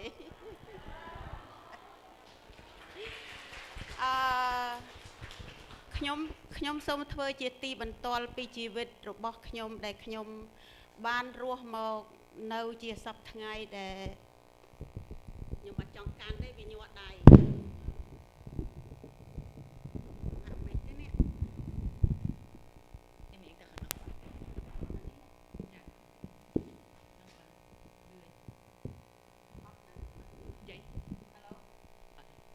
តែមួយនេះក៏អត់ចង់កាន់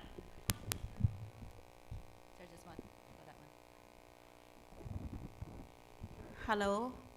អូខ្ពស់បានសូម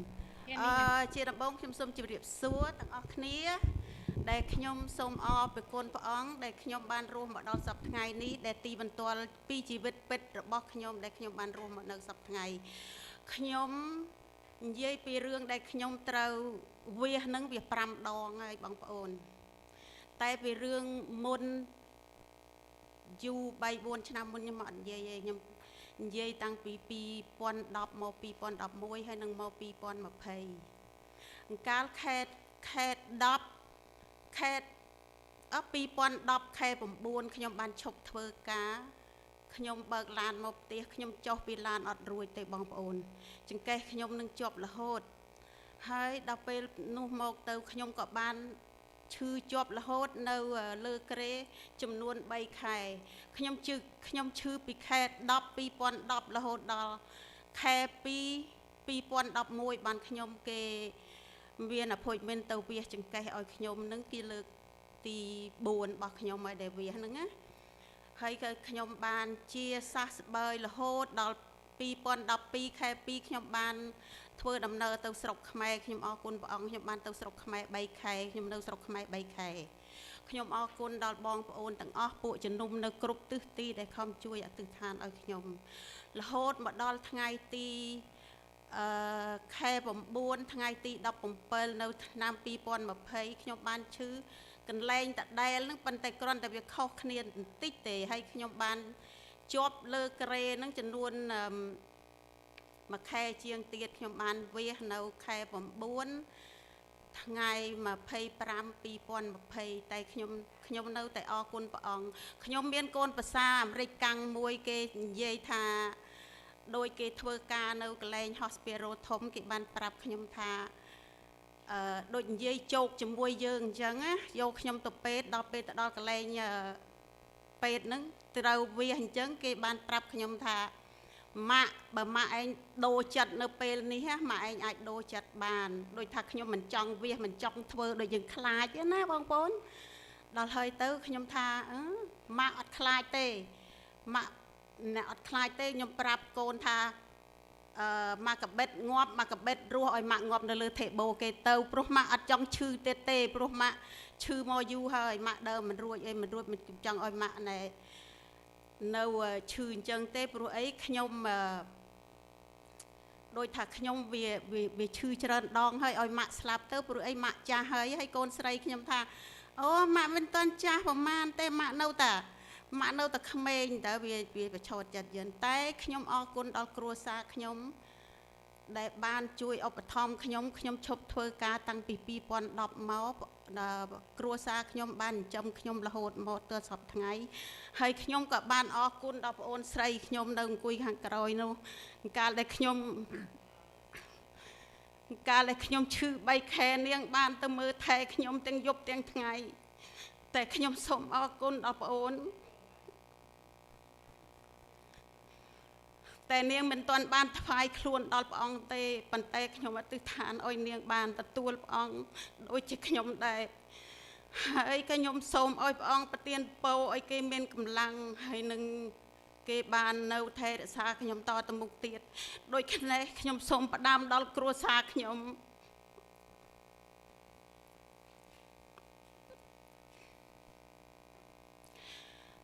ដែលអ្នកនៅប្រទេសដែលអ្នកបានជួយថែរក្សាខ្ញុំបានចិញ្ចឹមខ្ញុំដែលខ្ញុំបានឈប់ធ្វើការហើយ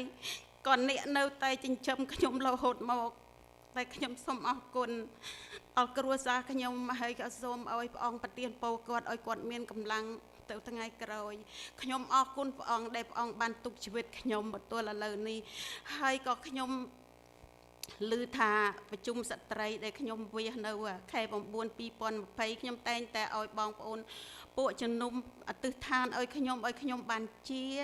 ហើយឲ្យខ្ញុំបានធ្វើដំណើរមកជួបបងប្អូនហើយអ្នកគ្រូទាំងអស់ហើយនឹងលោកគ្រូនិងប្រពន្ធគាត់ដែលគាត់ឡើងអធិប្បាយឲ្យខ្ញុំបានជាឲ្យខ្ញុំបានធ្វើដំណើរមកហើយខ្ញុំក៏អរគុណដល់បងផលដែលគាត់បានបើកឡានជាមួយនឹងកូនគាត់បាននាំពួកខ្ញុំមកដល់ទីនេះសូមឲ្យព្រះអង្គប្រទានពរហើយនឹងកម្លាំងឲ្យគាត់មានសុខភាពល្អតទៅមុខទៅមុខទៀតហើយសម្រាប់នឹងឆ្នាំក្រោយខ្ញុំសង្ឃឹមថាខ្ញុំនឹងជារហូតដោយសារកម្លាំងមកពីព្រះតែខ្ញុំមិនបានធ្វើដោយអារម្មណ៍ខ្ញុំទេខ្ញុំដើរដោយព្រះវិញ្ញាណដឹកនាំខ្ញុំអរគុណព្រះអង្គហើយទៅខ្ញុំក៏ចាំចម្រៀងមួយដែលថាខ្ញុំបានសម្រេចចិត្តដើរតាមព្រះយេស៊ូវដូច្នេះសូមបងប្អូនធ្វើអ្វីជឿដល់ព្រះអង្គហើយកុំឲ្យធ្វើតាមអារម្មណ៍យើងធ្វើទៅតាមព្រះវិញ្ញាណដឹកនាំយើងវិញបានយើងមានសេចក្តីសុខសូមអរគុណនៅពេលនេះយើងនឹងមានដង្វាយដូច្នេះសូមអញ្ជើញដល់អ្នកស្រីចន្ទថាដើម្បីនឹងមកដើម្បីនឹងច្រៀង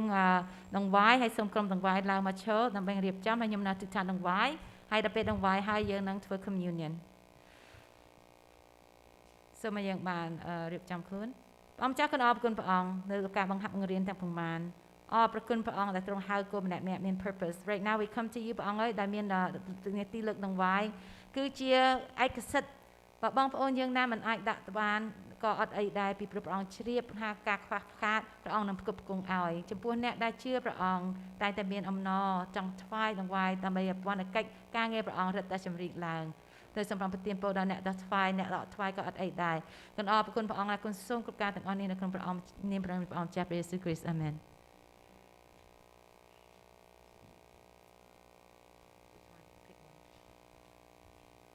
គាត់នឹងច្រៀងចម្រៀងមួយដែលចម្រៀងមីងដែលមានអត្ថន័យល្អខ្ញុំយល់រកនេះ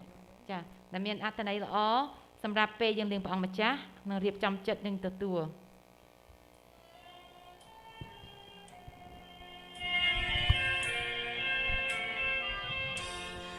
សាហាវខ្លាំងណាស់ឆ្កាងព្រាំងទាំងរួងទ្រង់គ្មានតោសងព្រះអើយមើលចង់ជួយពិចារណាព្រោះតើបាបយើងទ្រង់ផ្ដោសង្ខារទ្រង់បានណាណិតមេត្តាជួយយើងគ្រប់គ្នាជាមនុស្សមានបងទ្រង់ជាព្រះពិតយើងពីឋានសួគ៌ពុំសំបើគូទ្រង់ព្រមទទួលឈឺចាំជួយើងដោយសេចក្តីស្រឡាញ់គូស្បើមទ្រង់បានជួយផ្ដល់ដង្ហើមឲ្យជីវិតយើងតាំងពីដើមមក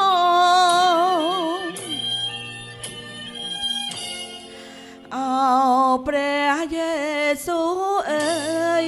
ទ្រង់បានរស់ឡើងវិញហើយសូមកុំកន្តើយប្រលួងកូនផងដោយសារអំពើបាបគឺជាចំណង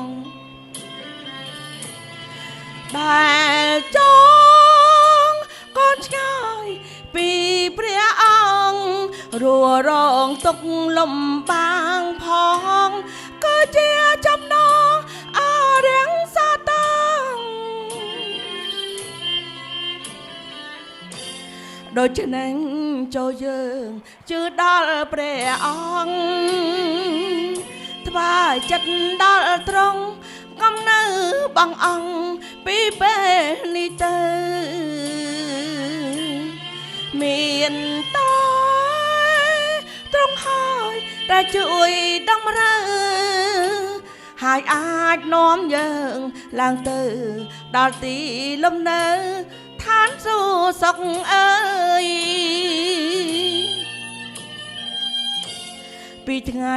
នេះទៅខ្ញុំមិនបែរក្រោយមានតែទ្រង់ហើយជួយឲ្យកូនសប្បាយផុតពីទុក្ខាអរគុណដល់អង្គព្រះរាជបត្រាទ្រង់មានព្រះនាមអស្ចារ្យនាមមានចេស្តាព្រះយេស៊ូវគ្រីស្ទហើយលោកយ៉ូហានបានបង្រៀននៅកត់ត្រានៅព្រះបន្ទូលរបស់ព្រះអង្គដែលទ្រង់បានបង្រៀនដល់បណ្ដារាស្ត្រនៅចំនួននោះឲ្យចងចាំថាបើអ្នកណាចង់រស់ត្រូវចេះទទួលទានសាច់និងឈាមរបស់ព្រះអង្គណាទទួលទានសាច់និងឈាមនៅក្នុងគម្ពីរយ៉ូហានចំពុក6នៅចំពុក6ហ្នឹងលោកយ៉ូហានបានកត់ត្រាព្រះបន្ទូលរបស់ព្រះអង្គដូចនេះថាអ្នកណាចង់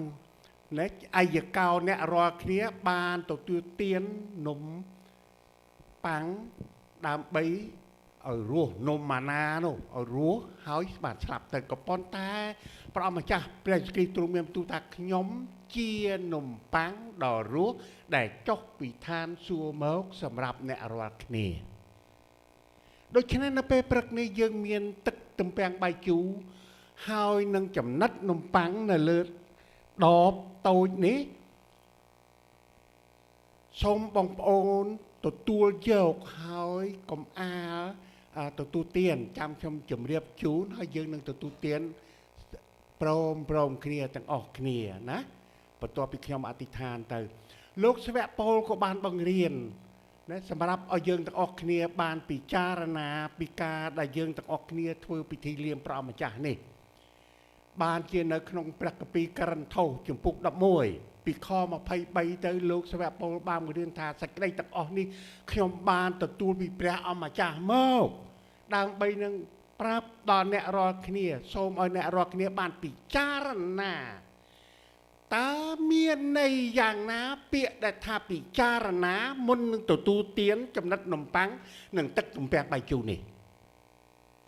គឺមានន័យថាពិចារណាព្រះគុណរបស់ព្រះអម្ចាស់ដែលទ្រង់ជាព្រះទ្រង់យាងចុះពីឋានសួគ៌មកទ្រង់បានប្រទានព្រះកាយរបស់ព្រះអង្គសម្រាប់ឲ្យយើងទាំងអស់គ្នាបានទទួលសេចក្តីសង្គ្រោះដូច្នេះបងប្អូនដែលបានទទួលចំណិតនំប៉័ងនិងទឹកទំពាំងបាយជូរនៅពេលព្រឹកនេះសូមបានសគត់សគមហើយអធិដ្ឋានចំពោះព្រះអង្គគ្រប់ការដែលយើងបានប្រព្រឹត្តខុសនៅចំពោះទ្រង់សូមឲ្យបានលន់តួថ្វាយទៅព្រះអង្គនៅក្នុងចិត្តរបស់ផងខ្លួនរៀងខ្លួននៅពេលព្រឹកនេះអរគុណព្រះអង្គដូច្នេះសូមឲ្យបានយកទៅចែកឬមួយឲ្យឡើងមកយកបាទអរគុណព្រះអង្គដូច្នេះសូមបងប្អូនឡើងមកម្ដងមកជួរទៅប៉ុន្តែជួនកាលគាត់ពិបាកឡើងបានខ្ញុំថាបើចែកឲ្យគ្រប់គ្នាទៅស្រួលជាងបាទចែកឲ្យទៅហើយចាំខ្ញុំនឹងជម្រាបជូននឹងឲ្យ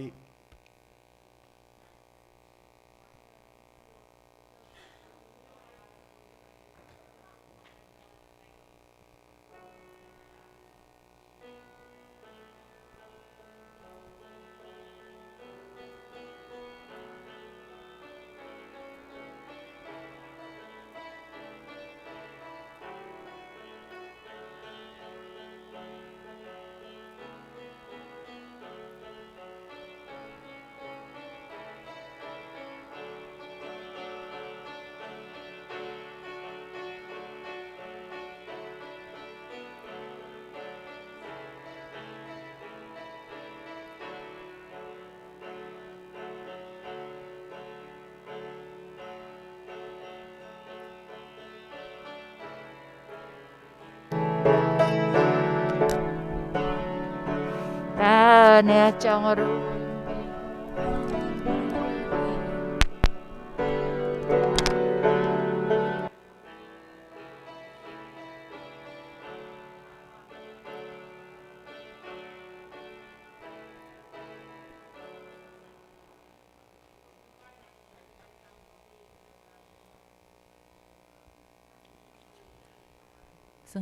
ខ្ញុំនឹងពី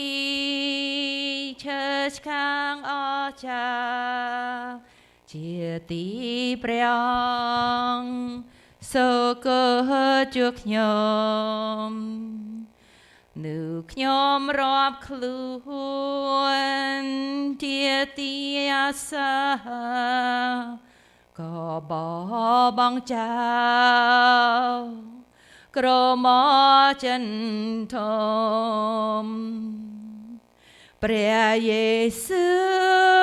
វសូកូនជាប់លើឈើឆ្កាងព្រះលោហានបានហូរលៀងបាមតែទ្រង់រស់ឡើងវិញឲ្យប្រខ្ញុំក្រុមយ៉ាងឲ្យខ្ញុំបានសងនៅជាដរាមសូមគុំឲ្យខ្ញុំអួតដួងខ្លួនសោះឡើយអួនបានតែពី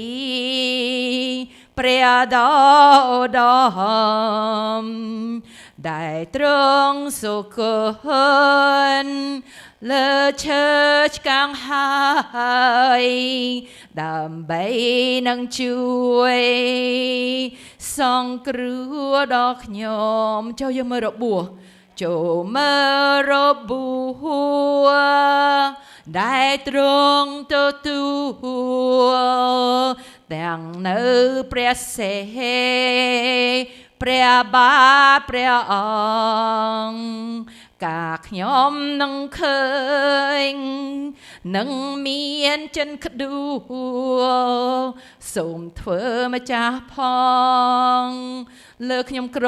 ប់ទាំងអស់ព្រះយេស៊ូវសុគន្ធដ៏មនុស្សមានបាបព្រះលោហិតទ្រង់ហើលាងបាបហើយទ្រង់រស់ឡើងវិញឲ្យប្រោះយើងក្រុមយ៉ាងឲ្យយើងបានសងនៅជាដរាមអរគុណព្រះលោកសាវកពូលបានបង្រៀនដល់យើងទាំងអស់គ្នាឲ្យដឹងថាព្រះអម្ចាស់ព្រះគ្រីស្ទមុននឹងត្រូវគេបញ្ជូនចាប់ព្រះអង្គបញ្ជូនយកទៅឆ្កាងនោះគឺព្រះអង្គទ្រង់បានធ្វើពិធីលៀមព្រះម្ចាស់គឺព្រះអង្គទ្រង់សោយកាយាជាមួយនឹងណែសិស្សរបស់ផងទ្រង់ព្រះអង្គយកនំប៉័ងហើយទ្រង់លើកឡើងទ្រង់អរព្រះគុណហើយព្រះអង្គទ្រង់កាច់ថានេះជារូបកាយខ្ញុំកាច់សម្រាប់អ្នករាល់គ្នាដូច្នេះសូមបងប្អូនសម្រួមចិត្តអធិដ្ឋានជាមួយនឹងខ្ញុំព្រះម្ចាស់ហើយទ្រង់ជាព្រះដែលមានគ្រប់ទាំងបច្ចេស្តាប៉ុន្តែបិតាបានបន្ទាបព្រះអង្គទ្រង់បានឲ្យចុះមកផែនដីដើម្បីនឹងសគត់ជំនួសអំពើបាបរបស់ទូលមកគុំយើងខ្ញុំទាំងអស់គ្នាហើយព្រះអង្គទ្រង់បានកាច់ប្រកាយរបស់ព្រះអង្គបានប្រទានដល់ទូលមកគុំយើងខ្ញុំទាំងអស់គ្នាព្រមទាំងមានបន្ទូលបញ្ជាក់ឲ្យទូលមកគុំយើងខ្ញុំទាំងអស់គ្នាបានទទួលទានពីប្រកាយរបស់ព្រះអង្គនេះបិតាទូលមកគុំយើងខ្ញុំអរព្រគុណទ្រង់ទូលមកគុំទូលសូមដែលនៅក្នុងព្រះបរមនាមព្រះអម្ចាស់ព្រះយេស៊ូវគ្រីស្ទសូមបងប្អូនបើកកែវឡើងទាំងអស់គ្នាសន្ទះទី1ណាវាមាន2សន្ទះទី1យកទៅនំប៉័ង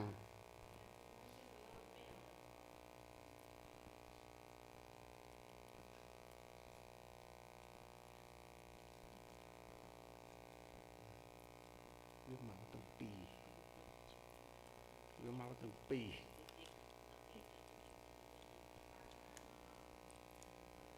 អូខេខ្ញុំទាញមកវាមកទាំងពីរអរគុណព្រះអង្គដូច្នេះសូមបងប្អូនលើកឡើងទទួលទានទាំងអស់គ្នានេះជាប្រកាយជាតំណាងនៃប្រកាយរបស់ព្រះអង្គបាទ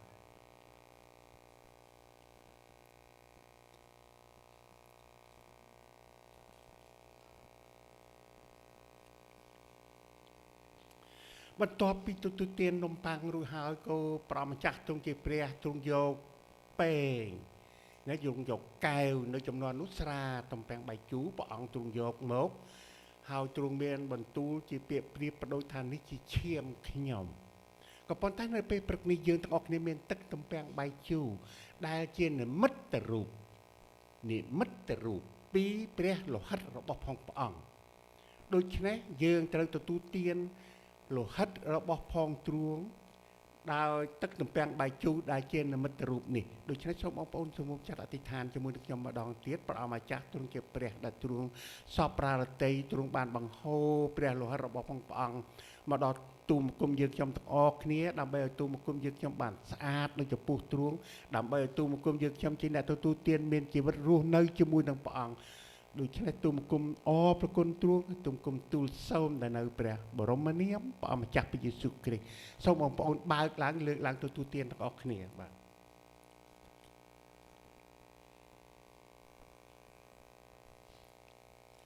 ប បាទអរគុណព្រះអង្គសូមព្រះអង្គទ្រង់ប្រទានពរជាធំដល់បងប្អូនទាំងអស់គ្នានៅពេលព្រឹកនេះបាទសូមឲ្យយើងបានអធិដ្ឋាននៅបញ្ចប់កម្មវិធីរបស់យើងហើយអរគុណព្រះអង្គនៅពេលនេះដែលយើងបានទទួលទាននៅបុណ្យលានព្រះអង្គម្ចាស់រំលឹកពីសេចក្តីស្រឡាញ់ហើយសេចក្តីសង្គ្រោះរបស់ព្រះអង្គសូមព្រះអង្គប្រទានពរដល់កូនទាំងអស់គ្នានៅពេលនេះដែលយើងនឹងបញ្ចប់កម្មវិធីហើយយើងនឹងត្រឡប់ជួបគ្នាវិញម្ដងទៀតនៅតាមកន្លែងដែលព្រះអង្គនឹងចាត់តាំងហើយនឹងឲ្យយើងដឹងហើយយើងនឹងសូមព្រះអង្គបានគង់ជាមួយអ្នកធ្វើដំណើរទៅឲ្យបានសេចក្តីសុខសាន្តមានសុខភាពល្អក្នុងការបើកបរឲ្យមានកម្លាំងកុំឲ្យងុយងកប៉ុន្តែឲ្យបាននឹកចាំពីអំណរការប្រកបគ្នានៅកំឡុង3ថ្ងៃនេះផងដែរដោយដឹងថាយើងបានស្រឡាញ់គ្នាយើងជាកូនព្រះអង្គហើយឲ្យចងចាំនឹងបង្ហាត់បង្រៀនឲ្យយើងចេញទៅថាយើងមាននាមជាគ្រីស្ទានហើយឲ្យសូមបានព្រះអង្គបានគង់ជាមួយនឹងយើងឲ្យយើងមានសេចក្តីក្លាហានដើម្បីនឹងប្រាប់គេអំពីសេចក្តីស្រឡាញ់មេត្តាករុណារបស់ទ្រង់ហើយនោះហើយសំជាកូនព្រះអង្គហើយយើងរស់នៅថ្វាយព្រះអង្គថ្វាយសេរីល្អទ្រង់ទ្រង់ជា compass ជាអ្នកដែលដឹកនាំអត្រីវិស័យនៅក្នុងជីវិតរបស់យើងទាំងអស់គ្នាគុណសូមអរព្រគុណព្រះអង្គនៅក្នុងគ្រប់ការទាំងអស់ហើយគុណសូមព្រះអង្គគង់ជាមួយលោកគ្រូដែលជាលោកគ្រូដល់គំរូល្អមានប្រពន្ធដែលជួយគ្នាទៅវិញទៅមកហើយលោកគ្រូបានសុខចិត្តមកទោះបីជាមានការពិបាកយ៉ាងណាដើម្បីនឹងចូលរួមជាមួយនឹងក្រុមស្ត្រីហើយអរគុណដល់អ្នកស្រីសេលីណាដែលបានធ្វើជាភរិយាដែលជំនួយយ៉ាងល្អដល់ប្តីដែលគ្រូកងវាលសូមឲ្យយើងបានមើលគំរូថាប្តីនិងប្រពន្ធត្រូវជួយគ្នាក្នុងការងារព្រះអង្គពុតដៃគ្នាដើម្បីនគរទ្រង់នោះព្រះអង្គនឹងប្រទានពរទាំងមេឃរហូតដល់3ដំណរផងដែរហើយអរគុណដល់លោកគ្រូគៀងដែលបានផ្ញើមកនៅសារសួរសុខទុក្ខដល់ក្រុមជំនុំហើយអរគុណដល់លោកយាយគ្រីដែលតែងថែរក្សា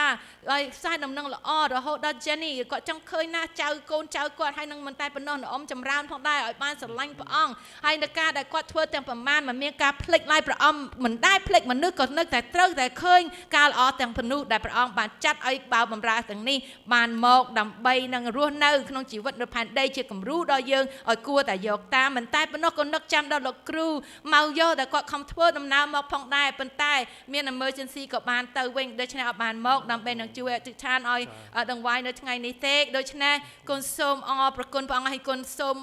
ទោសឲ្យលោកគ្រូលោកគ្រូបូដែលក្រោយឡើងមកដល់ជំនួសហើយកូនក៏បានភ្លេចពីព្រោះកម្មវិធីវាចេះតែរលងទៅមុខដូច្នេះគុណសូមព្រះអង្គគង់ជាមួយនឹងគាត់ហើយយើងឲ្យគាត់ឡើងមកនិយាយពាក្យពេចន៍បន្តិចប៉ុន្តែសូមអរព្រគុណចិត្តគាត់ដែលចិត្តបំរើថាលោកគ្រូជួយបានតែជួយបានដល់ពេលយើងពេលនេះគុណអរព្រគុណព្រះអង្គសូមឲ្យយើងទាំងអស់បានចិត្ត ready to serve មានថាចិត្តត្រូវតែត្រៀមពេលណាគេត្រូវការត្រូវតែជួយនេះហើយគឺជួយបណ្ដោះបណ្ដាពីព្រោះយើងដឹងថាដែលអ្វីទាំងអស់យើងធ្វើបានគឺដោយសារព្រះគ្រីស្ទដែលទ្រង់ផ្ដល់ឲ្យយើងទាំងអស់គ្នាមានកម្លាំងគុណសូមអរព្រគុណព្រះអង្គសូមអ្នកចិត្តអ្នកឆ្ងាយបានទៅដោយព្រះគុណព្រះអង្គគុណសូមគ្រប់ការទាំងអស់នៅក្នុងព្រះនាមនៃព្រះអង្គម្ចាស់ព្រះយេស៊ូវគ្រីស្ទអាមែនអរគុណព្រះអង្គ So really quick មុននឹងខ្ញុំបិទប្រកាសបង់ប្រជុំ You guys have your survey អរគុណលោកគ្រូ Thank you ចា You guys have your survey to pass out Okay please pass out the survey គេនឹងរៀបចំម្ហូបអាហារទទួលយើងហើយខ្ញុំសូមលោកគ្រូបូឡើងមកមួយផ្លែខ្ញុំសូមគោរពឡើងមក say something real quick to us because I forgot to ask you to come up ចា and after don't go លោកគ្រូហើយបើពេលហើយគេចែក survey ហើយយើងនឹងច្រៀងបទមួយបដាហើយយើងនឹង because I think I don't know where the band is but Chinda can if you can come up and help Bong it'd be great too លោកគ្រូសូមអញ្ជើញឲ្យនៅមីក្រូនោះហើយបងប្អូនមើល survey ហ្នឹងយើងគាត់សួរមតិបងប្អូនថាចង់ធ្វើឃើញអ្វីល្អអីផ្សេងទៀតប៉ុន្តែឃើញធ្វើដោយស្ងាត់ស្ងៀមពេលគេចែកជូនណាព្រោះយើងចង់ស្ដាប់ពាក្យពេចន៍ពីលោកគ្រូមួយផ្លែត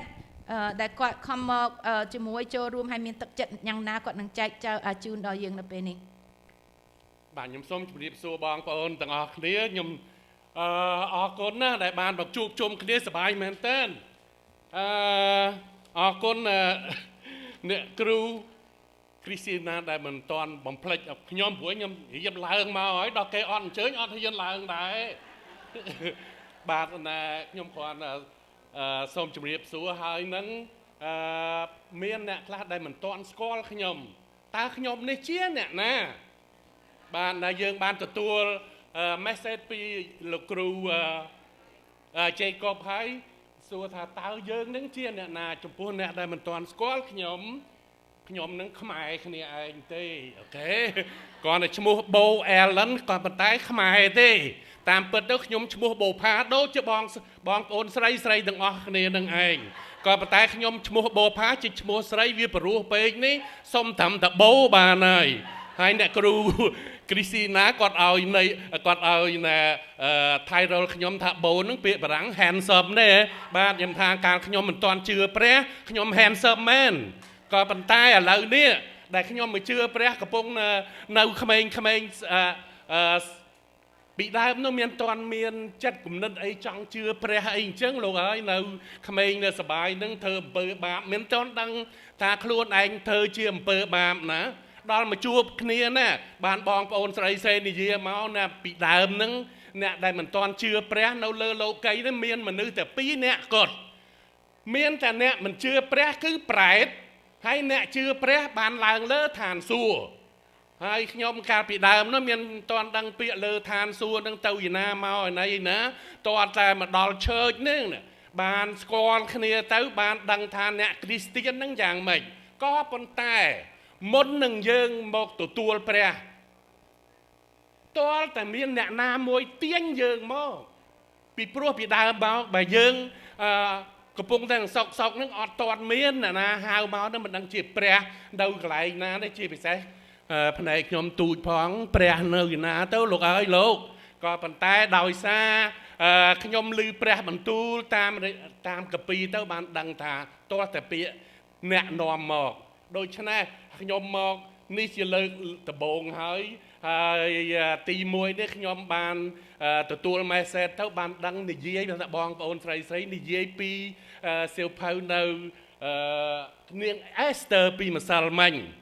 នាង Esther នឹងបងប្អូនបានដឹងទាំងអស់គ្នាជាស្រីស្អាតជាស្រីមានចិត្តក្លាហានហើយនឹងជាស្រី godly woman ដូច្នេះបងប្អូនដឹងទេបងប្អូនស្រីទាំងអស់គ្នានឹងជា Esther ទាំងអស់គ្នាដូច្នេះខ្ញុំសូមអបអរសាទរតែដៃបងប្អូនទាំងអស់គ្នាជា Esther ហើយខ្ញុំក៏បាននាង Esther មួយម្នាក់ដែរទាញខ្ញុំឲ្យមកជឿព្រះអង្គដើម្បីនឹងបានជីវិតអមតៈខ្ញុំថាជីវិតអមតៈនឹងយ៉ាងម៉េចទៅខ្ញុំថាតលតមកឈើចបានដឹងគាត់មុខងារនាង Esther នឹងជាភរិយាខ្ញុំអូនសូមងើបឈរឲ្យគេបានដឹងផងបាទនេះនាង Esther ដ៏ល្អរបស់ខ្ញុំហើយបាទហើយនាងបាននាំខ្ញុំមកឈើចខ្ញុំថាខ្ញុំមិនទាន់ដឹងទេឈើចនឹងយ៉ាងម៉េចខ្លះដល់មកឈើចនាងនឹងគេមានទទួលមហូបអាហារហើយខ្ញុំចូលចិត្តទទួលទានផងដល់ជាប់មហូបអាហារទៅបានជាប់ដល់ព្រះគម្ពីរហើយដល់ទីបំផុតមកនាងក៏មានចិត្តមេត្តាករុណាដល់ខ្ញុំសុខចិត្តរៀបការជាមួយខ្ញុំហើយខ្ញុំក៏បានជួបជាមួយនាងរហូតហើយបានជឿព្រះអង្គមករហូតឥឡូវនឹងមានជីវិតអមតៈជាមួយគ្នាធ្វើការអ្វីជាមួយគ្នាអត់មានដែលទាស់គ្នាបន្តិចណាទេតាំងពីរៀបការមកសូមអរគុណបងប្អូនទាំងអស់គ្នាបងប្អូនស្រីពីម្សិលមិញដែលបានជួបគ្នាយើងមកនេះអត់ទាន់ដែលបានស្គាល់គ្នាទេហើយមុខងារយើងទាំងអស់គ្នាគឺជាអ្នកដែលចែកចាយនៅព្រះបន្ទូលទ្រង់ដើម្បីផ្សាយព្រះបន្ទូលនឹងទៅដល់កន្លែងណាដែលអ្នកមិនទាន់បានទទួលស្គាល់ឲ្យបានគេមកទទួលស្គាល់ព្រះអង្គផងដើម្បីនឹងមានជីវិតអមតៈឡើងឋានសួគ៌ជាមួយគ្នាក៏ប៉ុន្តែយើងត្រូវចាំថាយើងម្នាក់ហ្នឹង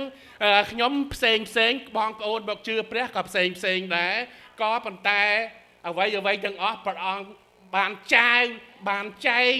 កត់ទុកឈ្មោះបងប្អូនក្នុងបញ្ជីព្រះអង្គរួចមកហើយដូច្នេះបងប្អូនមិនអាចចាញ់តាណាទៀតទេមានតែទៅធ្វើដំណើរទៅមុខរហូតដូច្នេះចាប់ពីពេលនេះយើងទៅយើងធ្វើការថ្វាយផ្ញើព្រះអង្គទាំងអស់គ្នាខ្ញុំសង្ឃឹមថាចាប់ពីឆ្នាំនេះទៅខ្ញុំប្រហែលជាបានមករួបរวมជាមួយបងប្អូនទាំងអស់គ្នាហើយទុកជាខ្ញុំនឹងមានជំងឺខ្លះសរសៃទៅសងយ៉ាងម៉េចក៏សុខចិត្តបើកឡានជូនភរិយាឬក៏ទៅដល់កន្លែងណាបងក៏ទៅកន្លែងនឹងជាមួយអូនដែរដូច្នេះខ្ញុំសូមអរសាទៅឲ្យអរគុណកូនភាសាណាបាទស៊ីណាតគុំតែស៊ីណាតទៅហៅមកនេះខ្ញុំក៏មិនទាន់ហ៊ានមកដល់ក៏ខ្ញុំម្នាក់ឯងផងហើយខ្ញុំសួរថាមកជួបក្រុមស្ត្រីមានគ្នាប្រមាណអ្នកដែរគាត់ថាប្រហែលខ្ទង់ចិត្ត100អ្នក ខ្ញុំថាចំច្រើនមែនខ្ញុំទៅធ្វើយ៉ាងម៉េចទៅពួកអេស៊ីណាតឲ្យចង់ឲ្យខ្ញុំដឹងចង់ដឹងថាមករកជាតិស្ត្រី100នាក់នេះមកសាកភ្លក់មើលតើមានរសជាតិយ៉ាងណាបាទខ្ញុំថាដែរឲ្យមករកភ្លក់រសជាតិខ្ញុំធ្លាប់តែភ្លក់រសជាតិមួយតលមួយដល់100ហ្នឹងធ្វើយ៉ាងម៉េចទៅដល់មកទៅជួបគ្នាច្រើនហ្នឹងមិនមែនរសជាតិអីផ្សេងគឺថារសជាតិពីសេចក្តីស្រឡាញ់មេត្តាករុណារបស់ព្រះអង្គទាំងអស់គ្នាដល់យើងទាំងអស់គ្នាដូច្នេះខ្ញុំសូមអបអរសាទរផ្ទះដៃជូនដល់បណ្ដាញស្ត្រីខ្មែរ Methodist នេះសូមឲ្យប្រកបនៅសេចក្តីមេត្តាករុណានិងផ្ញើដំណឹងទៅដល់អ្នកដែលមិនទាន់បានសង្គ្រោះឲ្យបានសង្គ្រោះផងដែរដូច្នេះនីតិខ្ញុំសូមចប់តែប៉ុណ្្នឹងបាទសូមអរគុណបាទអរគុណលោកគ្រូអូខេ so យើងនឹងច្រៀងបទមួយក្រោកឈរឡើងហើយយើងច្រៀងបទចូលអ្នកមកទៅជាប់នឹងព្រះគុណខ្ញុំសុំតិចទៅអាសើវេខ្ញុំមានតែភាសាអង់គ្លេសហើយបើអាចអានភាសាអង់គ្លេសបានសរសេរជាភាសាខ្មែរក៏បានដែរពួកយើងអានបានប៉ុន្តែពួកយើងសរសេរអត់បានអញ្ចឹងបានជាយើងមានតែភាសាអង់គ្លេសចាអរគុណឥឡូវសំណួរទី1ទាំងអស់គ្នាអូខេអង្គុយសិនសំទោសអូខេសំណួរទី1សួរថាតើលោកអ្នកនឹងមកម្ដងទៀតទេនៅឆ្នាំក្រោយចាទេប្រហែលនៅគូក្នុងกระดาษឲ្យបញ្ហាយ៉ាអូខេសួរតើបងប្អូនអញ្ជើញមកកើតទៀតទេឆ្នាំក្រោយ All right what could be improved តាមមើលទៅមានអ្វីអាចជួយយោបល់ថាធ្វើឲ្យហិតល្អប្រសើរជាងនឹងទៀតអូខេហ្នឹងនិយាយមកពាក្យពីរពាក្យមកហ្នឹងចំនួនទី2ចាសំណួរទី2ណាថាតើមុខទៀតធ្វើមិនកើតសំណួរទី3តើបងប្អូនឃើញ you know forgot to share one thing តើបងប្អូនចង់ឃើញអ្វីទៀតនៅក្នុងអនាគតស្តៀងគ្នាដែរមានកម្មវិធីអីចង់បានមានប្រឡងចម្រៀងទៀតចង់ឲ្យប្រឡងញ៉ាំនំបញ្ចុកឬញ៉ាំផ្អែមខ្ញុំឈ្នះហើយខ្ញុំប្រកាសញ៉ាំផ្អែមអូញ៉ាំអាឡឹកញ៉ាំម្ជូរអម្ជូរអូនោះម្ជូរអានេះអាឡឹកខ្ញុំផ្អែមអូខេសំណួរទី4តើបងប្អូនចូលចិត្តអ្វីជាងគេក្នុងមហាសន្និបាតនៅប្រហែលថ្ងៃនេះដែលរើសប្រហែលចំណុចមកចូលចិត្តម្ហូបជាងគេចូលចិត្តប្រាំទូជាងគេចូលចិត្តថតរូបជាងគេឬមួយអញ្ចឹងទៅណាអូខេយ៉ាហើយដូចក៏ចូលចិត្តញ៉ាំម្ហូបច្រើននៅកន្លែងណាជាងគេណា Would you recommend this conference to others ចំនួនណាទី5តើបងប្អូននឹងប្រាប់ចែកពាក្យប្រាប់កុំនិយាយគឺថានិយាយរបស់ល្អដល់គេណាតើយើងនឹងឲ្យ recommend ladies recommend what they say ជួយប្រាប់ផ្សាយពាក្យនេះពីមហា conference មហាសន្និបាតយើងដល់អ្នកដទៃទៀតទេបាទឬចាស់ឬក៏គិតទៀតសិនអូខេព្រោះចង់ទៅផ្ទះនឹងទៀតសិនណាដល់ទៅយើងទៅគិតអូខេលេខ5 would you recommend តើនឹងប្រាប់ភ្ញៀវមកជាមួយខ្លួនឆ្នាំក្រោយទៀតទេទី6 what do you like least about the conference and why ទី6គឺសួរមតិដើម្បីជួយលើកទឹកចិត្តពួកយើងតើឃើញអ្វីដែលគួរជួយកែតម្រង់ទី7 overall how was the food ទី7ទាំងសរុបទៅម្ហូបឆ្ងាញ់ឆ្ងាញ់អស្ចារ្យឆ្ងាញ់ដល់មេឃដី something whatever ទី8 how was your hotel stay តើកន្លែង hotel សមចិត្តខ្នើយទុនទេត្រជាក់ត្រឹមត្រូវត្រជាក់ទឹកទេដល់អញ្ចឹងណា how was your hotel stay អូខេដូច្នេះមួយទៀតខ្ញុំភ្លេចប្រកាសឲ្យភ្លេច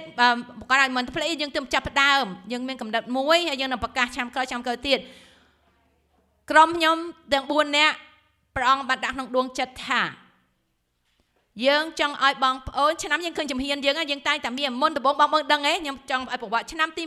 1យើងអត់មានអីចែកគ្នាទេយើងបានកសែង right something no number 2យ៉ាអត់មានអីទេយើងជួបគ្នានៅនេះអត់មានអីសោះសហុយអត់មានសោះលោកដុកទ័រ Jacob ជួយយើងឆ្នាំទី2យើងទៅខាំមកហើយយើងបាននាំគ្នាពាក់កម្មាបើមើលក្នុងសភៅជំរាបសួរដូចគ្នាឆ្នាំទី2កម្មាឆ្នាំទី3ក៏សរងអូខេឆែកទៀតឆ្នាំទី4អាវយេអាវពណ៌អីអូវ៉ាវ the flower អូខេដល់ឆ្នាំទី5អាវពណ៌អីពណ៌ស and ឆ្នាំទី6ខៀវទៅថាខៀវមិនបៃតងតា and so we keep having new stuff យើង set goal ពួកយើង set goal យើងដឹងថាយើងអាចធ្វើបានដោយសារព្រះគ្រីស្ទយើងធ្វើបានទាំងអស់ ហើយអូអា program បុកយើងហ្នឹងពីមុនអត់មានទេឥឡូវមាន2ឆ្នាំ3ឆ្នាំ actually 3ឆ្នាំហើយសិលឹកក៏ច្រើនដែរដូច្នេះយើងនឹងបន្តមានមួយទៀតយើងចង់បាន2024អូសុំដាក់នៅលើกระดาษ2024ឬ2025ពួកយើងចង់ឃើញព្រះអង្គបើកផែនការមួយឲ្យ Methodist ស្ត្រីយើងទៅបរោះក៏ទៅបានដែរទៅធ្វើមហាសន្និបាតនៅស្រុកខ្មែរជាមួយនឹងពួក Methodist ខ្មែរយើងហើយខ្ញុំបានលើដំណឹងថាអ្នកស្រី Marilyn អ្នកគ្រូ Marilyn ហើយលោកគ្រូច័ន្ទឆ្លៀវក៏មានផ្ទះសំណាក់សម្រាប់ប្រជុំយ៉ាងធំនៅសៀមរាប so we want to have a conference in Cambodia in 24 or 25ចាប់ផ្ដើមសន្សំលុយអូខេហើយបើពីណាថាទៅអត់បានទេ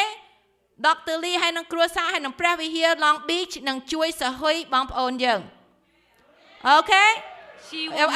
this is a promise She will meet you. You will meet them. I will meet you halfway Yeah. we raise you halfway I will meet you halfway and បើអត់នៅបានអត់ទៀតព្រះវិហារនេះនឹងជួយសហុយបើកជាប្រកាស make it happen through Christ we can do anything. Oh my God so sorry ដោយសារព្រះគ្រីស្ទយើងថាម៉េច Okay you know what the videographer មកបង Joseph make sure you capture this moment of all of them ខ្ញុំសូមដាក់ទិសចង់យកមតិ2024ឬ25ពីព្រោះយកដឹងថា COVID វានឹងយ៉ាងណាធ្វើដំណើរយ៉ាងណា we want to know 24 25 I'm making a commitment on ខ្ញុំនឹងដាក់ដង្វាយទៅក្រុមស្ត្រីរបស់យើងក្រុមស្ត្រីយើងនឹងជួយដល់បងប្អូនពាក់កណ្ដាលបើបងប្អូនណានៅតែថាអូយស្ដួយស្ដាងណាស់ជួយតិចទៀតបានព្រះវិហារ Long Beach នេះ will make it happen for your airfare តែញ៉ាំខ្លួនឯងចាយខ្លួនឯងក៏ប៉ុន្តែយើងនឹងមានសរសេរessay ថាហេតុអ្វីចង់ជួយប្រកាសខ្ញុំទាំងអស់ហើយឲ្យមានរឿងពីជំនឿរបស់ខ្លួនមានគណៈកម្មការនឹងអានហើយគេដាក់អូជួយអូនេះខ្ញុំស្រឡាញ់រឿងនេះចាស់ជួយគាត់អស់មកចាស់ហុយមកញ៉ាំមកអស់មិនអស់500ថែមអញ្ចឹងណា Okay so we will make it happen you know this group Dr. Jacob ឃើញយើងមានកម្លាំងខ្ញុំព្រះអង្គបានឲ្យក្នុងចិត្តខ្ញុំថា we have a vision you have a vision you work toward it God will bless it and that's our vision now everybody stand up take your program សូមអញ្ជើញសូមអស៊ីសភៅ come to yeah you have to put your name នេះជាអនុស្សារីយ៍ Okay បើមានណាអត់មានក៏ដោយប៉ុន្តែអ្នកខ្លះចាំខកពីនេះហើយខ្ញុំចង់ឲ្យទាំងអស់គ្នាមើលហើយអានជាមួយយើង2024ឬមួយ2025យើងនឹងធ្វើដំណើរទៅចូលរួមក្នុងកម្មវិធី United Methodist Church នៅស្រុកខ្មែរអ្នកណាមិនទៅអត់អីទេកុំឲ្យខាងទៅមិនសុខមិនសាន្តយើងទុកចិត្តលើព្រះអង្គហើយយើងទៅមិនមែនតែទៅពួកយើងនឹងជួយដល់ក្រុមស្ត្រីនៅតំបន់ផ្សេងនៅទីនោះបើគេចង់មកជាមួយយើងនឹងមាន scholarship នឹងជួយដល់គេឲ្យបានមកចូលរួមជាមួយនឹងយើងផងដែរខ្ញុំឃើញលោកគ្រូងក់ក្បាល because I know លោកគ្រូហើយលោកគ្រូមកយក told me too ប៉ាក្មេកដល់សម្លាញ់របស់ស៊ីណាតហើយមានតែពុកក្មេកតែមួយហ្នឹងណាគាត់ថាបើលោក Dr. Lee ឃើញមានចក្ខុវិស័យអញ្ចឹងគាត់នឹងជួយភ្ជាប់នឹងអ្នកតាក់ទងហើយគាត់នឹងហៅក្រុមស្ត្រីនៅស្រុកខ្មែរមកចូលរួមជាមួយយើងផងដែរ so in this book we can say យើងនឹងដឹងថាកើតបើដោយសារអ្វីអានទាំងអស់គ្នាខ្ញុំអាចនឹងធ្វើគ្រប់ទាំងអស់បានដោយសារព្រះគ្រីស្ទដែលទ្រង់ចម្រើនដំឡើងដល់ខ្ញុំ Now one more time ខ្ញុំអាចនឹងធ្វើគ្រប់ទាំងអស់បានដោយសារព្រះគ្រីស្ទដែលទ្រង់ចម្រើនដល់ខ្ញុំអាមែនដូច្នេះខ្ញុំជានាមប្រធាននៃក្រុមគណៈកម្មការស្ត្រី United Methodist បណ្ដាញរបស់យើង United Methodist Women Network សូមប្រកាសជាផ្លូវការយើងសម្បត្តិអង្គប្រជុំហើយនឹងមុនយើងបិទអង្គប្រជុំបែកគ្នាទៅញ៉ាំអីយើងនឹងច្រៀងចម្រៀងសូមអ្នកនៅជាប់ក្នុងព្រះគុណ Okay I will go lead survey បើអត់អាចធ្វើបានឥឡូវយកទៅកន្លែងញ៉ាំបាយក៏បានដែរ but we want your honest answer ដើម្បីឲ្យឆ្នាំក្រោយបានល្អជាងនេះទៅទៀតចា៎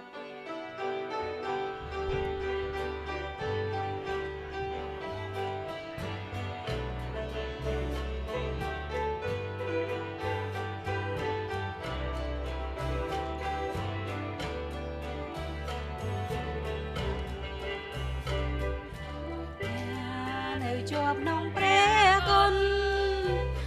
ដោយយត់ថ្មក្នុងការតងលងបា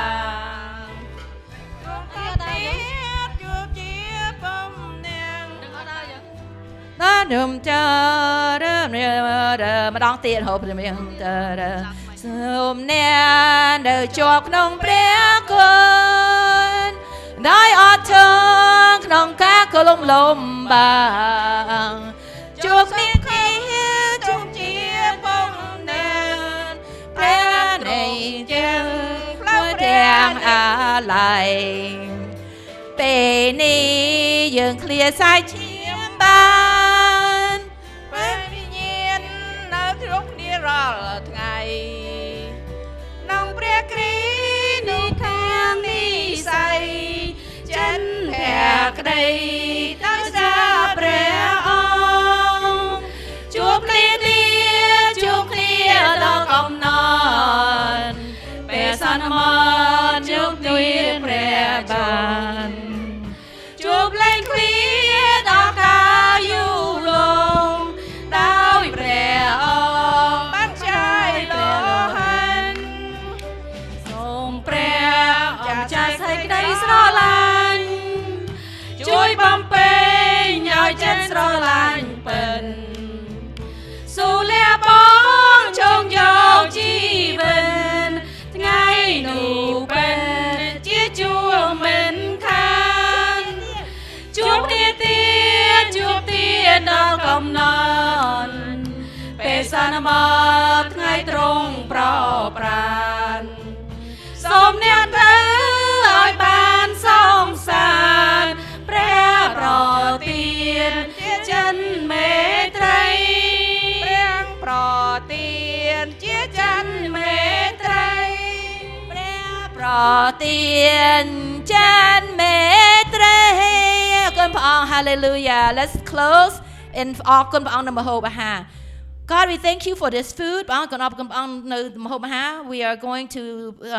eat together, fellowship together for the very last time. And we just thank you for the amazing time, the inspired story, and the beautiful song that we heard through the different groups that were singing and the different individuals.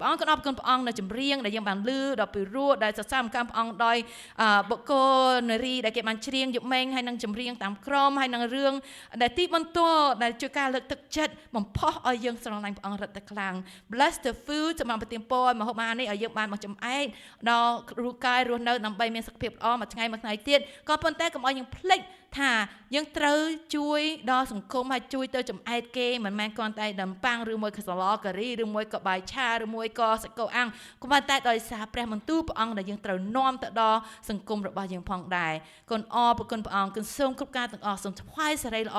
ទាំងអស់ដល់ទ្រង់នៅក្នុងព្រះអង្គម្ចាស់ដែលជាព្រះអង្គសង្គ្រោះហើយសេចក្តីស្រឡាញ់របស់ក្នុងជីវិតយើងគឺក្នុងព្រះនាមនៃព្រះអង្គម្ចាស់ព្រះយេស៊ូវគ្រីស្ទអាមែនសូមប្រទានពរ May God bless you see you over there